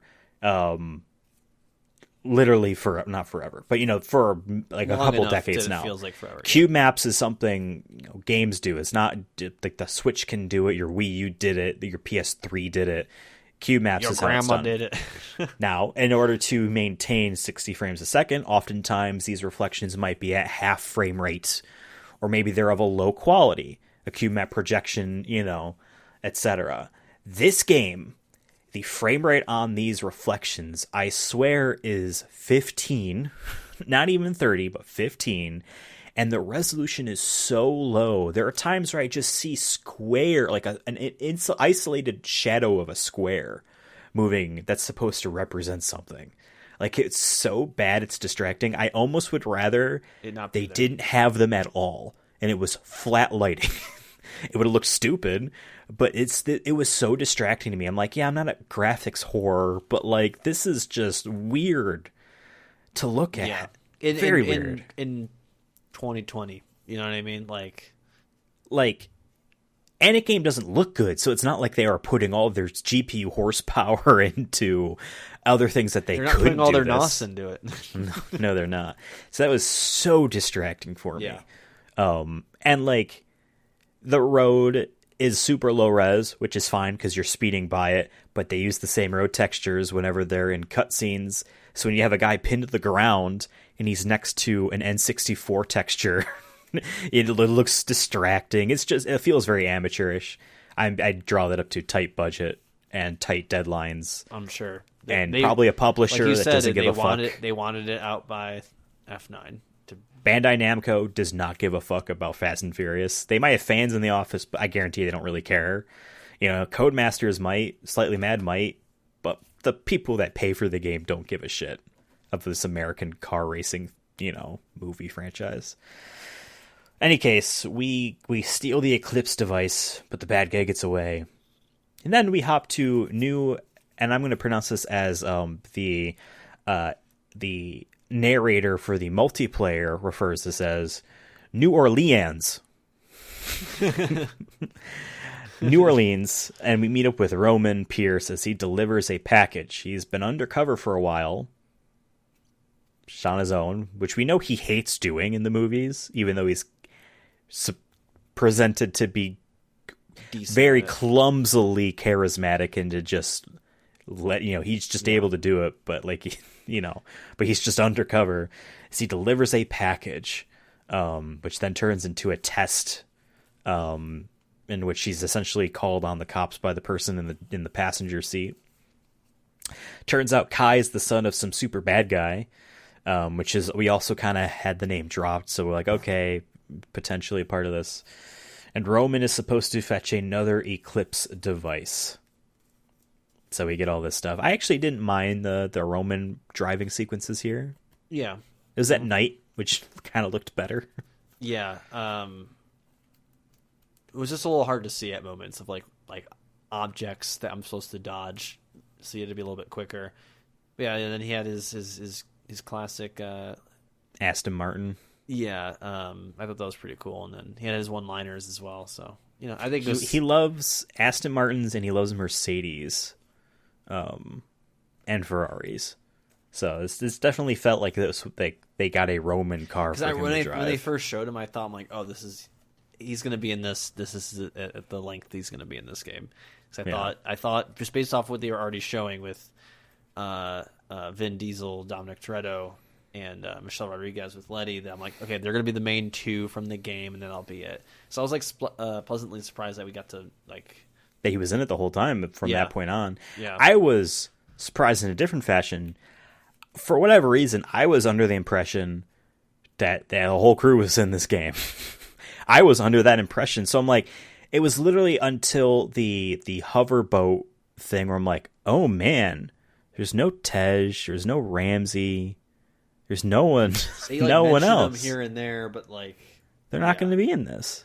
Yeah. No. Budget. That's disappointing. Budget, and maybe some of them didn't care. Ludacris probably just said no. He's probably like, for how much? No. I have vodka to sell. I think it's his vodka. And I feel like Tyrese is one of those cool guys who's just like, shit, I'll be in a video game. That sounds fun. Yeah. I hear that while he might be a little bit full of himself, he is down to do something that's cool, so and I hear his concerts are wild. They might not. I've never heard any of his music. He might be bad. Should go. We should. Can I tell you something? Yeah. I've never been to a concert my entire life. We could break the ice with Tyrese supposedly a wild one. Tyrese or Ludacris, and we'll show up with a whole bunch of Coronas, and they'll kick us out because it might be a no alcohol event or something like that. You can't bring drinks in most of the time, so yeah, unless it's like one of those like festivals or whatever the fuck, Yeah.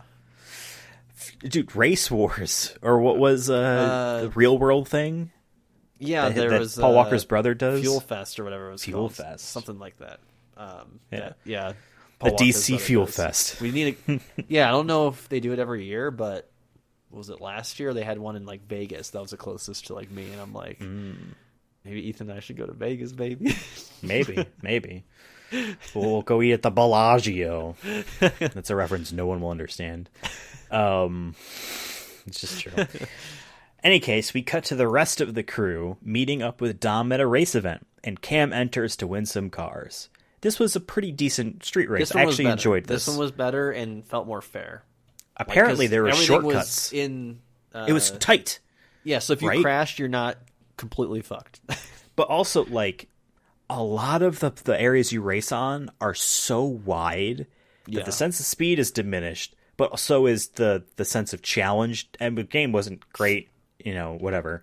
In that sense, it definitely, you got some bullshit, like, I got hit by something. But the game didn't really feel like a challenge. Tightness does feel like a challenge. I like to point this out. Mario Kart. I know a lot of people love the game. That was all you're going to say. No. I want to make a point. Mario Kart. I know a lot of people like the GameCube Mario Kart game called Double Dash. I feel like, and like when they say that, it's more of just like, because the fun of it and just that era of playing party games on the GameCube, like Double Dash, you would have played that a lot. I feel like the tracks in Double Dash aren't as good as the ones from 64 or Wii, etc., because the ones in Double Dash are so wide that it's easy to drift around corners, and it's easy for almost all 8 players to be side by side if they really wanted. And I feel like you diminish your speed. Mario Kart DS had very tight lanes and stuff, and that was a very fun Mario Kart game. So yes, this race here being tight, I don't know where they were, I forget. Had to have been still New Orleans if they were driving. So yeah.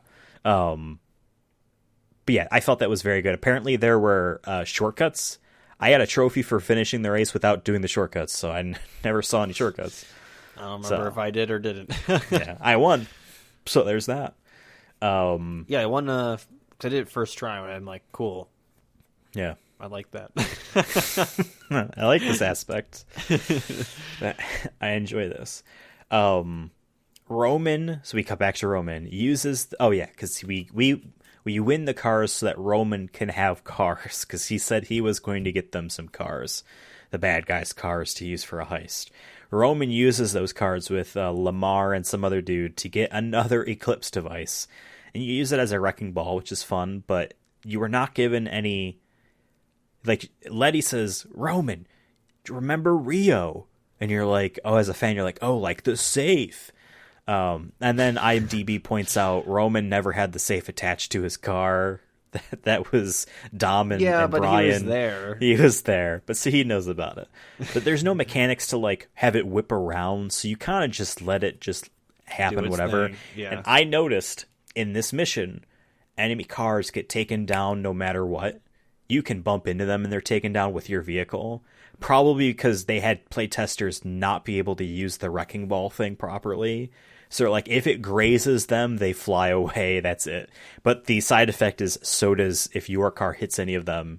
So it feels like, man, these people are paper mache cars because I've been fighting, solid stainless steel. I still liked it though. It's the physics were very goofy on it. And you're on but you're jumping off to random boats and stuff. Yeah, That was fun. It was cool. That was fun. However, the bad guys know that Roman is undercover. And I'm going to tell you this, Devin, what seems very weird is they make it very apparent to Roman that they know who he is at the beginning and that he has a crew. So when he's like, no, man, I always fly solo, right, Lamar? And I guess Lamar vouched for him to be a part of it. They're like, we know your crew. I think they're trying to do it more in the sense that he used to work with them, but now he's he's a independent contractor. Yeah, he's independent contractor, gun for hire kind of level of stuff. So they just look at a camera that Cam has been hacking into, and they're like, yeah, we know we're being watched right now. I bet Dominic Toretto and Letty Ortiz are standing behind there because the other people are not in this game. So, yeah, they could have just said Dominic Toretto, but they said both. And then Kai shoots the camera from 30 feet away with a single pistol bullet. And I'm like, this man has good accuracy. Yeah, he's good on pistol rounds. Yeah. He should be using those when he drives. If he can hit that. Just bang, and he puts the gun down. Yeah, he should be shooting Letty as he drives by in his car. But I digress.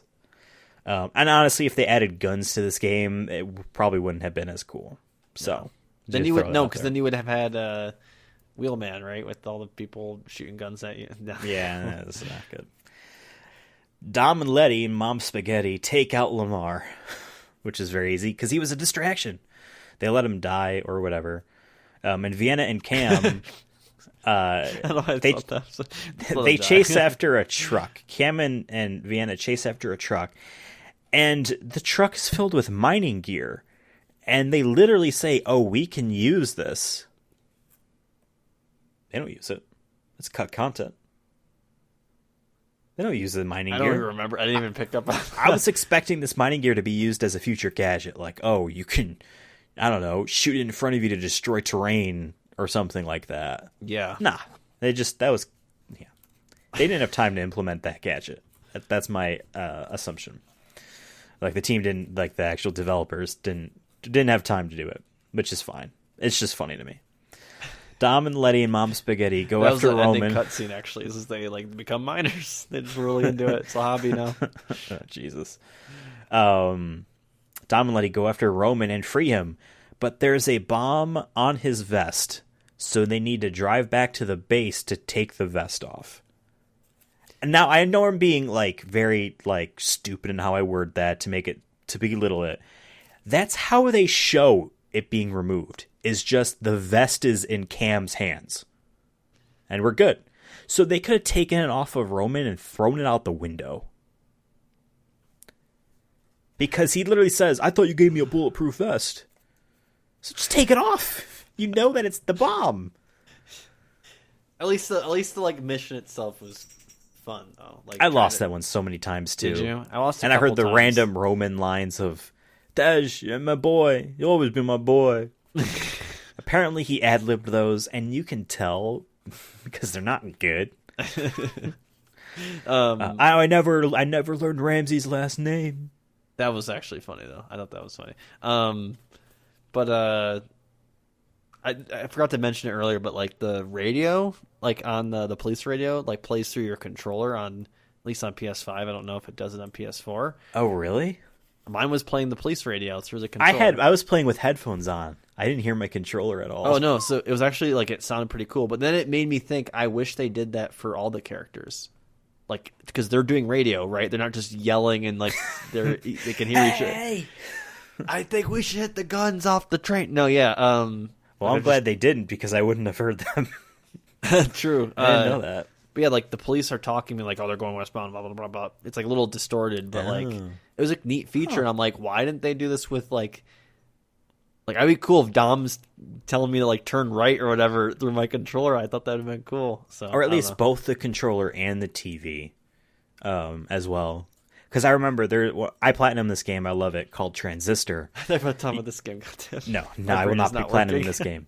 2014 PlayStation 4 game Transistor by Supergiant Games. I love that game so much. You have a sword thing called the Transistor. It talks to you out of the controller, and the light bar glows as it speaks because it is a glowing sword that glows as it speaks because it doesn't have a mouth, right? But there's an option to make it also come out of the TV as well. So I'm like, best of both worlds. Because I had headphones on. I didn't hear the damn police. So, well, no, I think I might have heard the police, but it doesn't sound like it's what you're describing. Yeah, maybe like you don't have to, but I'm saying like at some point look I'm not going to replay that game. You try it out. I'm not replaying this game. I, I looked at the trophy list. The fact that they were able to do that makes me think that they could have just done that with the characters. I thought that would have been pretty cool. Like, because in the movies they do use like the walkie-talkies or some sort of Bluetooth something. You know what I mean? But then the like, bad guys talk to you too, and you just have to just ignore it because like people you never even knew were there, and all of a sudden they're talking to you. Like, who cares? It's like Suspend a criminal disbelief. thing. Criminals all talk on the same like Discord channel. They're all on the dark web together. But yes, you take the bomb off. Vienna and Cam and Letty hunt down Kai and get him. Vienna wants to kill Kai because Kai essentially is the reason why Sebastian's dead, old Sabby. But she's smart enough to know that they need to take down the whole operation. Kai can die later. They then hunt down the big boss man, and you chase is where you chase the giant hoverboat, which was a fun. I died a little bit too many times, but same, but it was fun. Neat idea. Yeah. And you could drive at some points like through like water and stuff. And I thought that was cool. Again, this would have been a good first boss fight in a car PG. Like RPG, you know what I mean? Like a car PG idea. This is your first boss fight, not the train. This because you're trying to take this thing down. So essentially, they attached the Eclipse device to a rocket, and here's one more thing. So I don't necessarily find the idea of Dom and Letty working for Interpol believable unless there's context involving them owing Dwayne "The Rock" Johnson's character, Hobbs, or anything like that, or it's Mr. Nobody being like, or nobody, you help nothing. Interpol, Nobody, yes, yeah, Mr. Nobody's like, you help Mr. Interpol, Nothing. and I find your brother. Like it's that type of thing, like just like what Fury 7 is. They help Mr. Nobody, who seems like he's a government dude or something like that, because he can get him Shaw, right? That's it. They're just working for them, whatever. Okay, I don't believe that. The thing I believe even less, this film series goes all over the world. These characters love all these different places in the world. Dominic Toretto is wanted for a life sentence in L.A., Roman Pierce was on parole in Miami. Brian O'Connor, who is dead in real life, but, sunsetted in the series forever, was arrested twice. Hates the FBI or whatever, cops and all that stuff. Well, for whatever reason, our characters are like, we can't let them attack the United States. And they keep saying us as if they represent the United States. Yeah. And I don't believe that and for a Interpol second. Isn't affiliated with any nation, right? Like that's the whole point. At the most, it's the UK, I think. Yeah, right, or whatever. Not the at United the States, most, that's for sure. Definitely not the United States. But even then, I don't think it's an Interpol thing. I literally think it's just like a personal, like they're going to attack us. Like Cam and Vienna left Miami to go to Barcelona of all places, like a beautiful city. And I get it, like, this might not be home. I miss Miami, but like, y'all, none of you have actual ties to the United States in that sense of pride. You should do it just because it's a really shitty thing to have happen, not because specifically of red, white, and blue stripes. It could have just been like thousands of people, if not millions, people are going to die. Yeah, I think that's important to not let happen. Like, it could have just been that, and like no one would have you wouldn't have that question. But like, we bleed red, white, and blue. We can't let this happen. If it was Ukraine, whatever. Or whatever. Yeah. If this was Iraq, whatever. Who? But not the United States. Yeah. So I didn't buy that at all. But in any whatever. case, this device is on a rocket. It's going to do stuff. Oh, but Vin Diesel shows up with a Dodge Charger plated with heat-resistant metals or whatever, and he has anti-air missiles on the back of the car. Yeah. I don't even. And he attacks the launch sequence. So the jet is flying on the ground, along the ground, but it's hovering indefinitely. And we need to take it until down. It runs out of fuel, which it might go around the entire planet at that rate. Until obviously, I don't really know how they work, but like, it's a rocket, so it's just going until I'm assuming the fuel goes out. Yeah, and is there anyone inside it, or is this just meant to be a satellite? It's a really big satellite. It's not a satellite. Whatever. Because someone's in there, and they can be like, because someone has to be in there to disengage the Jeff boosters. Bezos, okay. Oh God. I've always wanted to kill all the people that work for me. Driving around. This was a fun boss fight. I will say this. I liked the tension of, as I think Vienna, having to get so close to the heat so you can actually line up and attach the grapple. I couldn't. I thought that was fun. I couldn't get the exhilarating. last couple. But yeah, it was. And then like the ramps and stuff too as you're going down. But then Dom has to cut through. Through the flames. I'm like, that's awesome.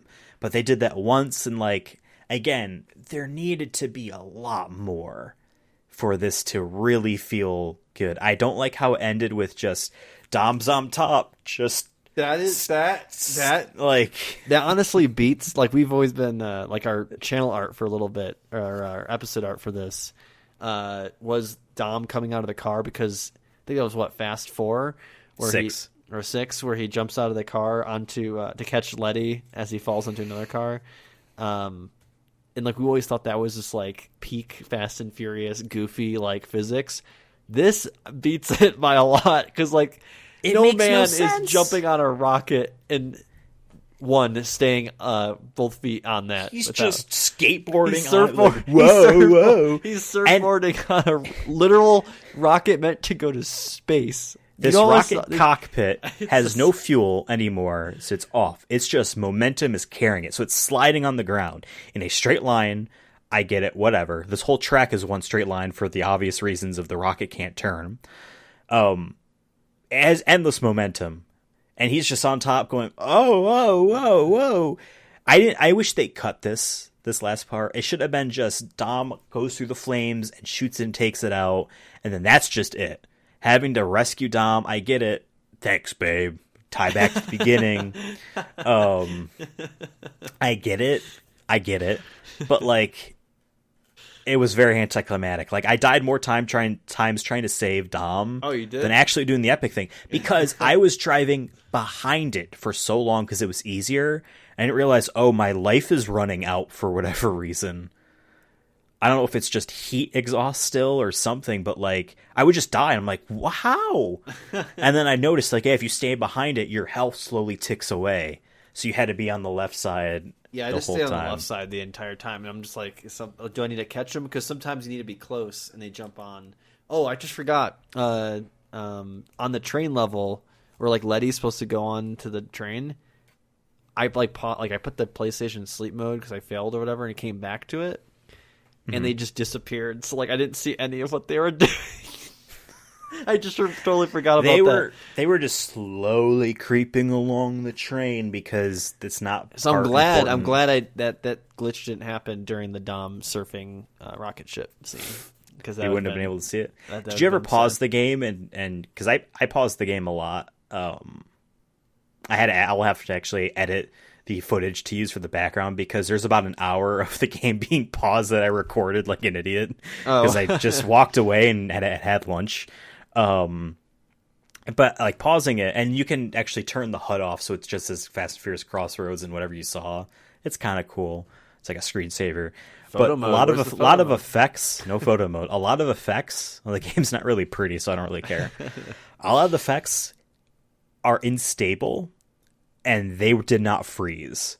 There are fire effects that were just slightly vibrating, shimmering, vibrating, and some effects that just could not maintain stability. So I think this game was cobbled together on a shoestring budget by a team that wishes they were making Need for Speed style street racing instead of action racing. That's just my assumption. Maybe they really liked the game they did, and I think a lot of developers that make bad games just try to reconcile all the work that they had to put into it and still feel proud about it, even though they might think it's not all that great. So, and I don't want to take that away from them, because it's not... I would not give it a 35 out of 100, personally. I wouldn't give it a 7, though, out of 10. I wouldn't give it a 70, but I wouldn't give it a 35.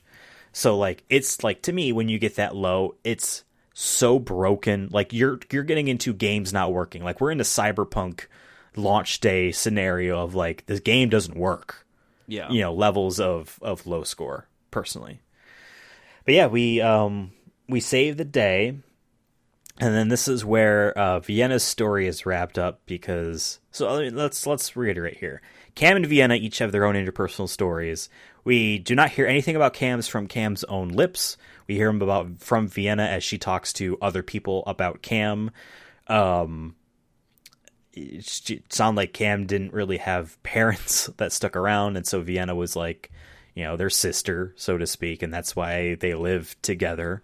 Because I thought they were a couple at first because of how close that they were, until like, okay, she's double dealing with Sebastian over there.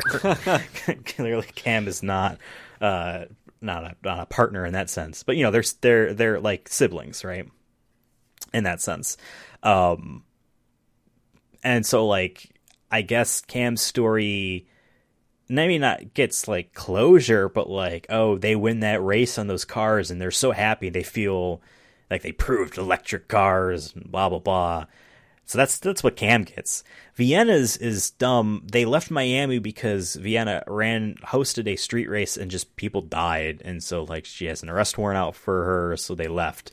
And so like this gets resolved. This is brought up a couple times. This gets resolved because Dom just knows about it.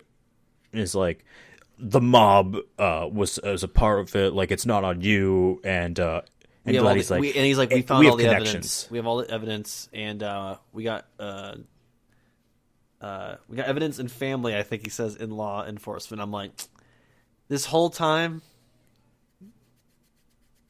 nah, I don't buy You guys it. hate the cops. Yeah, we need to bring that back. They've lost that, I think, in the last couple of movies. Yeah, and they did. When they wanted to make $1 billion, they lost that edge. So yeah, it's just so clumsily you're handed. We wrapped it up. Now you got a new family.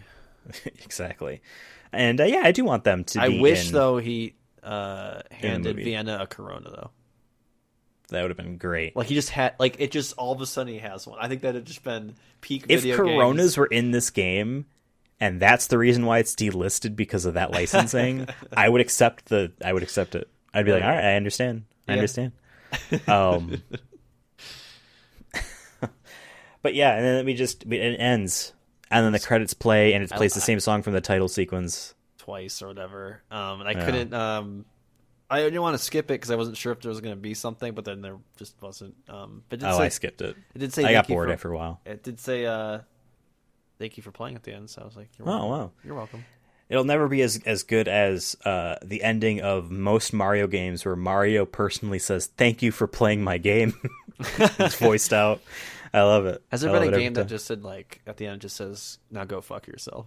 Just be super toxic. I'm sure like Postal or some stupid shit has been like, hey, no, they should do it at like at the end of like a long JRPG, a car RPG. Like it's like 100 hours in. There's credits and it just says like, "Congrats, you just wasted," like, and it just gives you a time frame. Just like something like that actually did happen.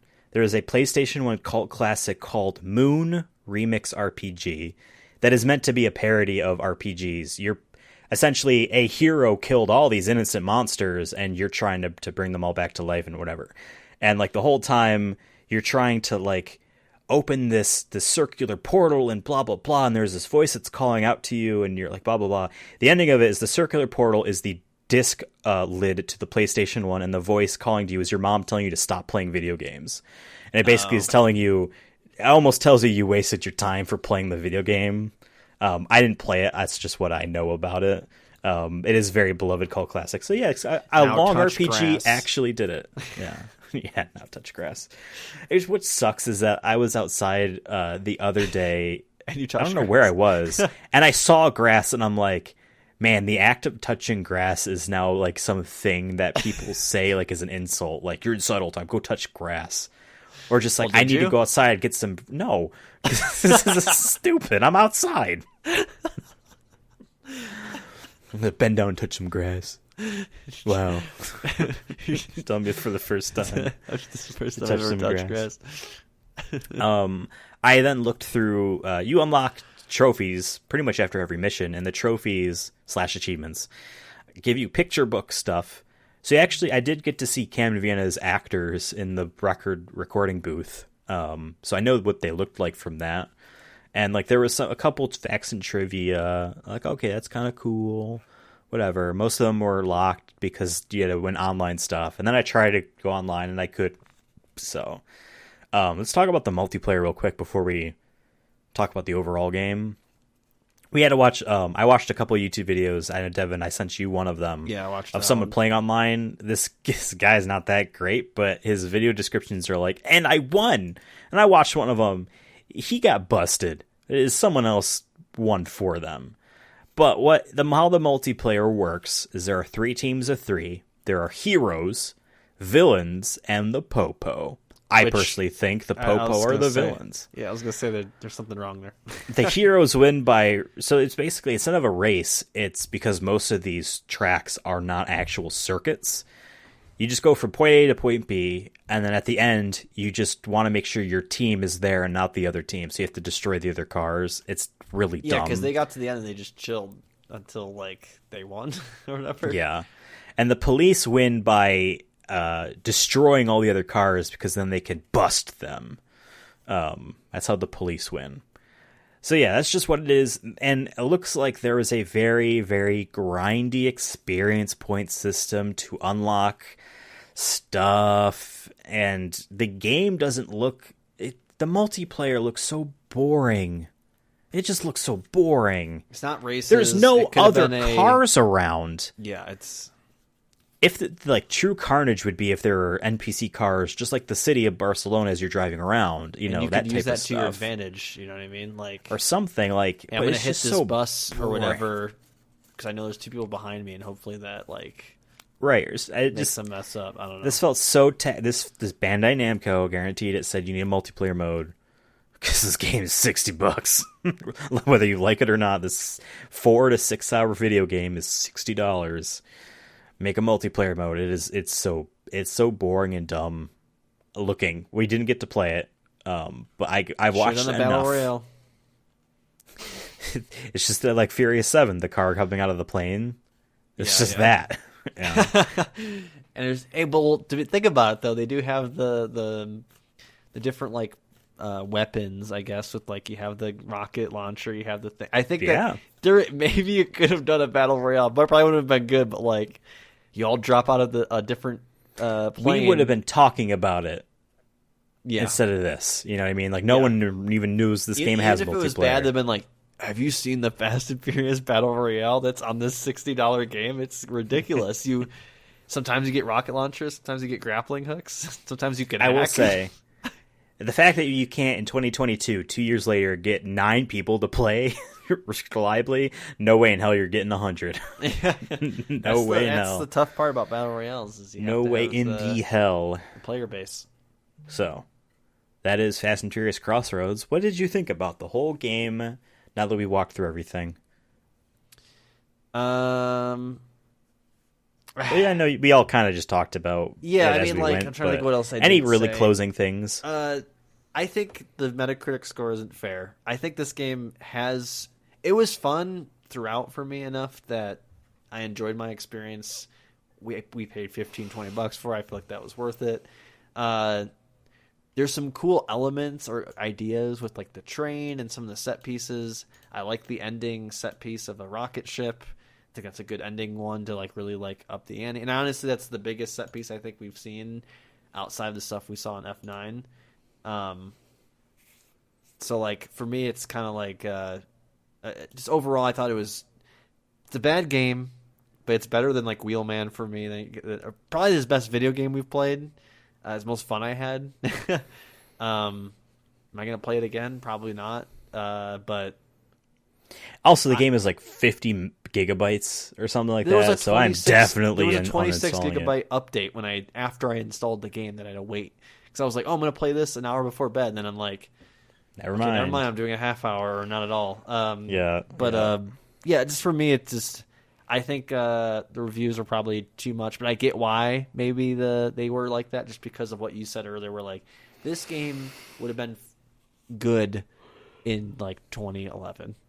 You know what I mean? It just would have been at $30, 40 at the most, but $30. Yeah, we would have been like, oh, because this game is peak, just honest God, peak 360 movie license tie-in game, peak, 100% in the same vibe. It just looks better, but not as good as a game from 2020. Like that's the year where we got The Last of Us Part 2. Final Fantasy VII Remake. I understand those budgets are 10 times more than this game, but just still. So, I agree with you. I don't think it's a 35, but I don't. I'm just think it's compared 70. to like some of the Sonic games we've played that have been higher Metacritic scores that I just have so much beef with. Just compared to this, I'm like, this doesn't deserve a 35. But yeah, I'm ready to go through our rankings and. Yeah. Let's put it on there. For the Chronicles of Diesel, we have 2 ranking lists in which everything that we discuss gets pooled into. We have a movie ranking list, which is just the entire thing as it is. I understand that it's not all movies, but we are calling it the movie ranking list. And then we have the Vin Diesel performance ranking list, and I can't wait to rank that one. 2 separate lists. The overall thing does not have to necessarily be carried by Vin Diesel. And the Vin Diesel performance ranking list does not have to include really anything about the product as a whole. It's just him. So, the movie ranking list is currently as follows. Number 1, Guardians of the Galaxy Volume 2. Number 2, Guardians of the Galaxy. Number 3, Saving Private Ryan. Number 4, Fast 5. Number 5, Avengers Endgame. Number 6, Avengers Infinity War. Number 7, The Fate of the Furious. Number 8, Fast and Furious 6. Number 9, Furious 7. Number 10, Triple X. 11, The Fast and the Furious. 12, Triple X Return of Xander Cage. 13, Ralph Breaks the Internet. I forgot about that. 14, The Iron Giant. 15, Riddick. 16, Awakenings. 17, Fast and Furious. 18, Bloodshot. 19, A Man Apart. 20, Find Me Guilty. 21, Boiler Room. 22, The Chronicles of Riddick. 23, Pitch Black. 24, The Last Witch Hunter. 25, The Fast and the Furious Tokyo Drift. 26, D and Diesel. 27, Billy Lynn's Long Halftime Walk. We really did put D and Diesel above Billy Lynn's. We really did. Damn. 28, Knockaround Guys. 29, Wheelman. 30, The Pacifier. 31, Babylon AD. 32, Los Bandoleros. 33, The Chronicles of Riddick Assault on Dark Athena. 34, The Chronicles of Riddick Escape from Butcher Bay. 35, Multifacial. 36, The Chronicles of Riddick Dark Fury. 37, Strays. 38, Wiz Khalifa featuring Charlie Puth, See You Again. 39, Fast and Furious Supercharged, which should have been the name of this game. And number 40, Riddick Blindsided. Where do we want to put 41, Fast and Furious Crossroads? Easy thing to compare it to is other video games, right? Yes. So I think it's the natural thing to do. The highest is Wheelman at 29. Oh, it is. Both Riddick games are 34 I'm like and looking 33. down in the even though you just read it, I'm like still looking down like in the high 30s. Yeah, it's 29 for Wheelman. Is this better or worse than Wheelman? I can go first, and I say no, because Wheelman was fun. And it had stuff to do, and it had that game lets you just dick around in the city, which is most of what the driving in the missions were kind of like. And yeah, it had awful shooting on foot. It was really this game smartly didn't let you get out of the car. You know, I will say that they smartly did not try. I I think I had But no, more. I fun. like Wheelman more. It's so hard because it's been so long. Wheelman was Fair. just a little too long for me. To the point where I'm like, okay, can we finish this? When this game was like the perfect length for me, for this type of game. So like for me, like I liked it more than Wheelman just because I thought it was more fun in the time frame of which I spent playing it. Sure. Because we knocked it all out. To be fair, we also knocked out Wheelman In one day. We did. We broke up. I broke up Fast and Furious Crossroads over the course of like 2 or 3 nights. I did Crossroads in one afternoon. It was that short. So for me, maybe that helps. So like personally, I think I don't know if I want to. I think it's better, like game wise, better than Wheelman, which is saying a lot. But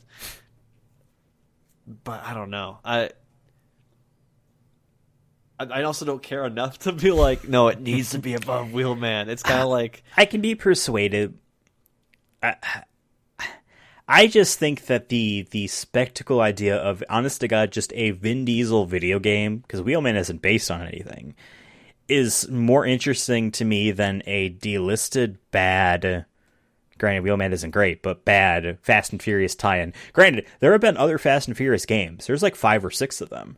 None of them feature the actual talents of Vin Diesel. That's why we never ranked any of them. Thank God. Maybe, you know what? Maybe one day we'll play through them. We could do that, you know. We'll give them a shot and see what they're like. But I think the spectacle of Wheelman is more important, but at the same time, that has nothing to do with the quality. More memorable, though, in terms of its set pieces. Can you remember any of the missions we did in Wheelman?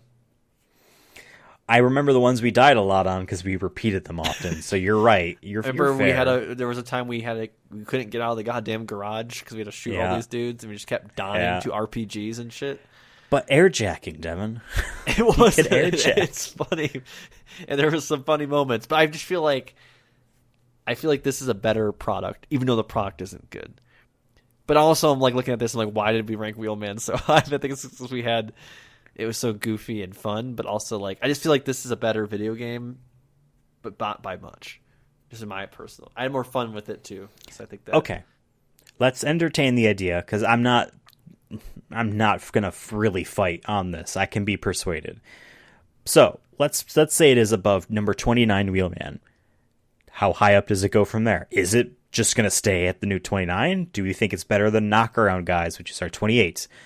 Billy Lynn's Long Halftime Walk, which is our 27, or Vin Diesel, which was number 26, or Tokyo Drift. I mean, I which think is I had 25. more fun with this than like watching Knockaround Guys or Billy Lynn's Long Halftime Walk, and maybe even Vin Diesel, depending on. I don't know. Vin Diesel did say "critical" or whatever in Vin Diesel, which was cool. Critical. But it's not better than. Man, I don't like Fast and Furious Tokyo Drift. So like. I know that's fine. I think we're going too far when we rank it above a Fast and Furious movie. Yeah, I agree. Because the story in this game sucks. Yeah. The story in Wheelman is not great. I say it's probably Tokyo Drift has I think since you're compromising with me more on it, me saying it's I think better than Wheelman, let's just put it above Wheelman and not even entertain the idea of it being above Knockaround Guys and Billy Lynn's Long Halftime Walk. Because I did actually kind of like Knockaround Guys, but it's fine. Perfect. It's so hard also for us to compare video games to movies and music. So it is what it is. There we have it. The new number 29 is Fast and Furious Crossroads, which means we have ranked 41 things so far on this list. Let's talk about Vin Diesel. How did he do in this game? What did you think? Well, if we're going to go back to compare it to other video games, I think this is his best video game performance in the sense that, like, he sounded like Dominic Toretto. He wasn't, like, I wouldn't say he was, like, exceeding expectations or anything like Thanks, that. babe. But, yeah, he gave us the thanks, babe. I don't know how much of decision-making he had in him riding a rocket ship. I think that's pretty cool. Yeah, to be fair, that has nothing to do with it. Though, compared to, like, some of the Chronicles of Riddick were, like, I forgot which one, but I think probably the lowest one there was just like it was bad. We were embarrassed for Vin Diesel. We're like, would you spend an hour like in the booth doing this? Like, what happened here. So for here, I feel like he did his job, but I don't think he like excelled necessarily at it. But I feel like this is his best that I remember in terms of video games. In terms of voice acting, I think it's not as good as I really some don't of the remember Groots. Wheelman at all. Wheelman, he wasn't good. And I remember he wasn't. Yeah. He was very monotone. That's why I think we have them all like in that clump there, because it's just like he was just all right at best in Dark Athena. Like he didn't say much, which was helped him. So for me, it's like I think it's above those. But like even in Infinity War, I'd argue like who's one I Am Groot. I guess is that better? I don't know. Okay, well, is it better than let's Tokyo rank. Drift? Let's post the. Oh yeah, definitely. Let's go through the ranking list. Yeah. I will say, it felt like it wasn't completely phoned in, which is more than what you can ask for a video game starring a movie actor that's just collecting a paycheck.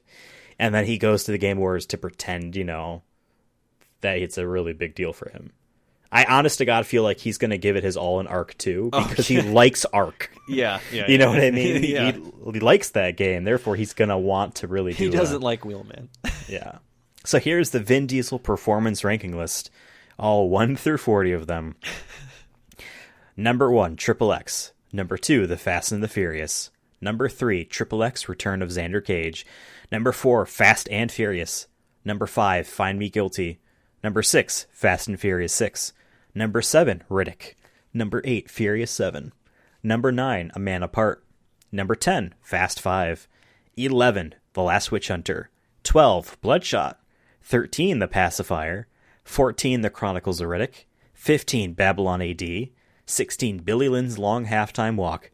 17, Los Bandoleros. 18, The Fate of the Furious. 19, Guardians of the Galaxy. 20, Guardians of the Galaxy Volume 2. 21, Boiler Room. 22, Multifacial. 23, Pitch Black. 24, Knockaround Guys. 25, Strays. 26, The Chronicles of Riddick, Dark Fury. 27, The Iron Giant. 28, Saving Private Ryan. 29, Vin Diesel. 30, The Fast and the Furious, Tokyo Drift. 31, Avengers Infinity War. 32, The Chronicles of Riddick, Assault on Dark Athena. 33, Wheelman. 34, The Chronicles of Riddick, Escape from Butcher Bay. 35, Ralph Breaks the Internet. 36, Avengers Endgame. 37, Riddick Blindsided. 38, Fast and Furious Supercharged. 39, Wiz Khalifa featuring Charlie Puth, See You Again. And 40, Awakens. I remember like with Endgame, we were just kind of sick with Groot at that point. We're just like, it's going down there. Sorry. Yeah. I want to say this. I forgot to mention. I feel like Michelle Rodriguez might have been the best voice actor, actually. I think in the game, like I feel like she like changed tones when it was appropriate, and like I feel like her delivery was just. And she was in a couple games, I'm pretty sure. Was she? Too. She's in a lot of video game movies. That's that we've that's also for sure. reviewed. And she was in the first We basically Avatar. have done indirectly half of like a Michelle Rodriguez podcast with some of the movies. She's in a lot of stuff we've covered. So I want to throw that out there. I don't think Vin was the best, and I think he wasn't also the lead. Vienna and Cam were. Yeah, But we've seen scenarios like the first Fast and Furious where he wasn't supposed to be the lead and he kind of stole the show. So yeah, that's our number 2. So just for context, and for people who maybe like couldn't remember all the numbers, I don't blame you. We have an Excel sheet on Twitter at Sonic Movie Show. You can see the rankings in a nice photo form. So go check that out. Yes, please. So I feel like it's better than Wheelman. Both Riddick. All the games. We'll go with all the games, which are 32 through 34. Okay, that's easy. I do not think it's better than he was when he was riding with me in Tokyo Drift. So it cannot go above Tokyo Is it above Drift Infinity at 30. War? Is it better than his 2 lines in Infinity War? I say yes, it's because of quality and quantity. I mean, the quality is good in the Marvel, all of his Groot stuff, but it's like he has 2. We've had this debate a couple times where like it's hard to gauge. Like he's like with Tokyo Drift, he has 1 line, but it's executed perfectly. That's why it's as high as it is. When you would think maybe on surface level that should be like the last. Like Awakenings, he's in it for one frame or whatever. Opening a door. He's in it for a second. Yeah. Okay, I can be persuaded. He says, I am Groot, and I am Groot in Avengers Infinity War, in different scenes with different tones. But he also says a lot more in Crossroads. I'm not saying it was bad either. Like, he delivered for the... He, I think, met my expectations, but I also wasn't... It wasn't They weren't high expectations because of his but other you video were not game let experience. down. I'll agree with you. We can put this at 31, below Tokyo Drift and above Infinity War. 41 things on the list so far. This is nuts. Every time, like, because we do this, every month, and it's like I always forget how long this list is and how, like, more impressed with ourselves that we've kept to this project, because it is a lot. It doesn't feel like that long ago when we did, like, Pitch Black and, like, some of the ones at the time which were new for us, but, like, every time I look at this list, and I'm probably going to keep saying this every end of episode from here on out, it's just like, holy shit, no one else is doing this shit, but we did this shit. Yeah. Our Pitch Black episode came out the same month this game came out. Wow. August of 2020. Are you kidding me? That felt like yesterday. God damn it. Yeah, but it also feels long. Like Iron Giant, when you were reading that off, I was like, that was one of our early ones. Damn. Man. Well, next month, December 1st, we will be doing F9, the Fast Saga, as well as definitively sinking into a ranking list Thor, Love and Thunder, and I Am Groot. You heard us talk about Guardians of the Galaxy Holiday Special and our Summer of Groot Avatar Way of Water potentially being mid-December. So episode 33 is December 1st, and 34 will be mid-December. And then, who knows? If something comes out soonish, you will see us again for this episode, for that episode. But we'll talk more about the end game. What if they call Fast X or like Part 2 Endgame? That'd be so funny to me. That'd be awesome. I suspect it's going to be called The Fast and the Furious something. Well, did they say Fast X was gonna be like Part 1, right? I think that's what they're saying. But that doesn't mean it's going to be called Part 1 and Part 2. It's Fast X. Fast XXX Endgame. Yeah. Just get all the movie franchises in there. Starring the Dinosaur Man from Arc 2. Yeah. Well, there you have it, folks. That was our episode of all about Fast and Furious Crossroad, a delisted game. Let us know what you think on Twitter at Sonic Movie Show. Hey, that's the name of our main podcast, The Sonic Movie Show, which is also on this very feed and YouTube channel. Give us a listen. You'd like it. I know you would. You'd like it. Let us know what you thought about this on Twitter at Sonic Movie Show. I'm on Twitter at Ethan Absolutely, and Devin is on Twitter at CursonaFun. We're also on TikTok at Sonic Movie Show. Give us a listen. Or a click. I mean, it's kind of listening. There's no visuals yet. Uh-oh.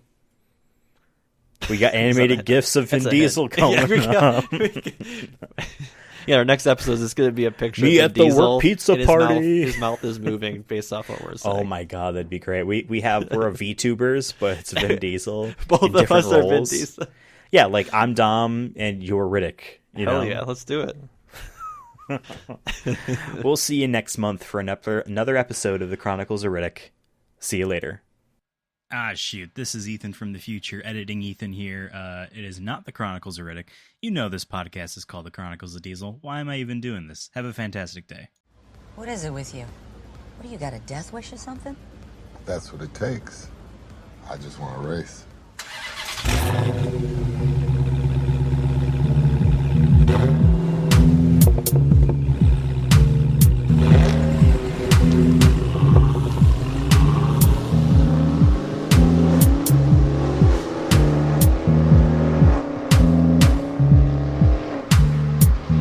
Ride or die, remember?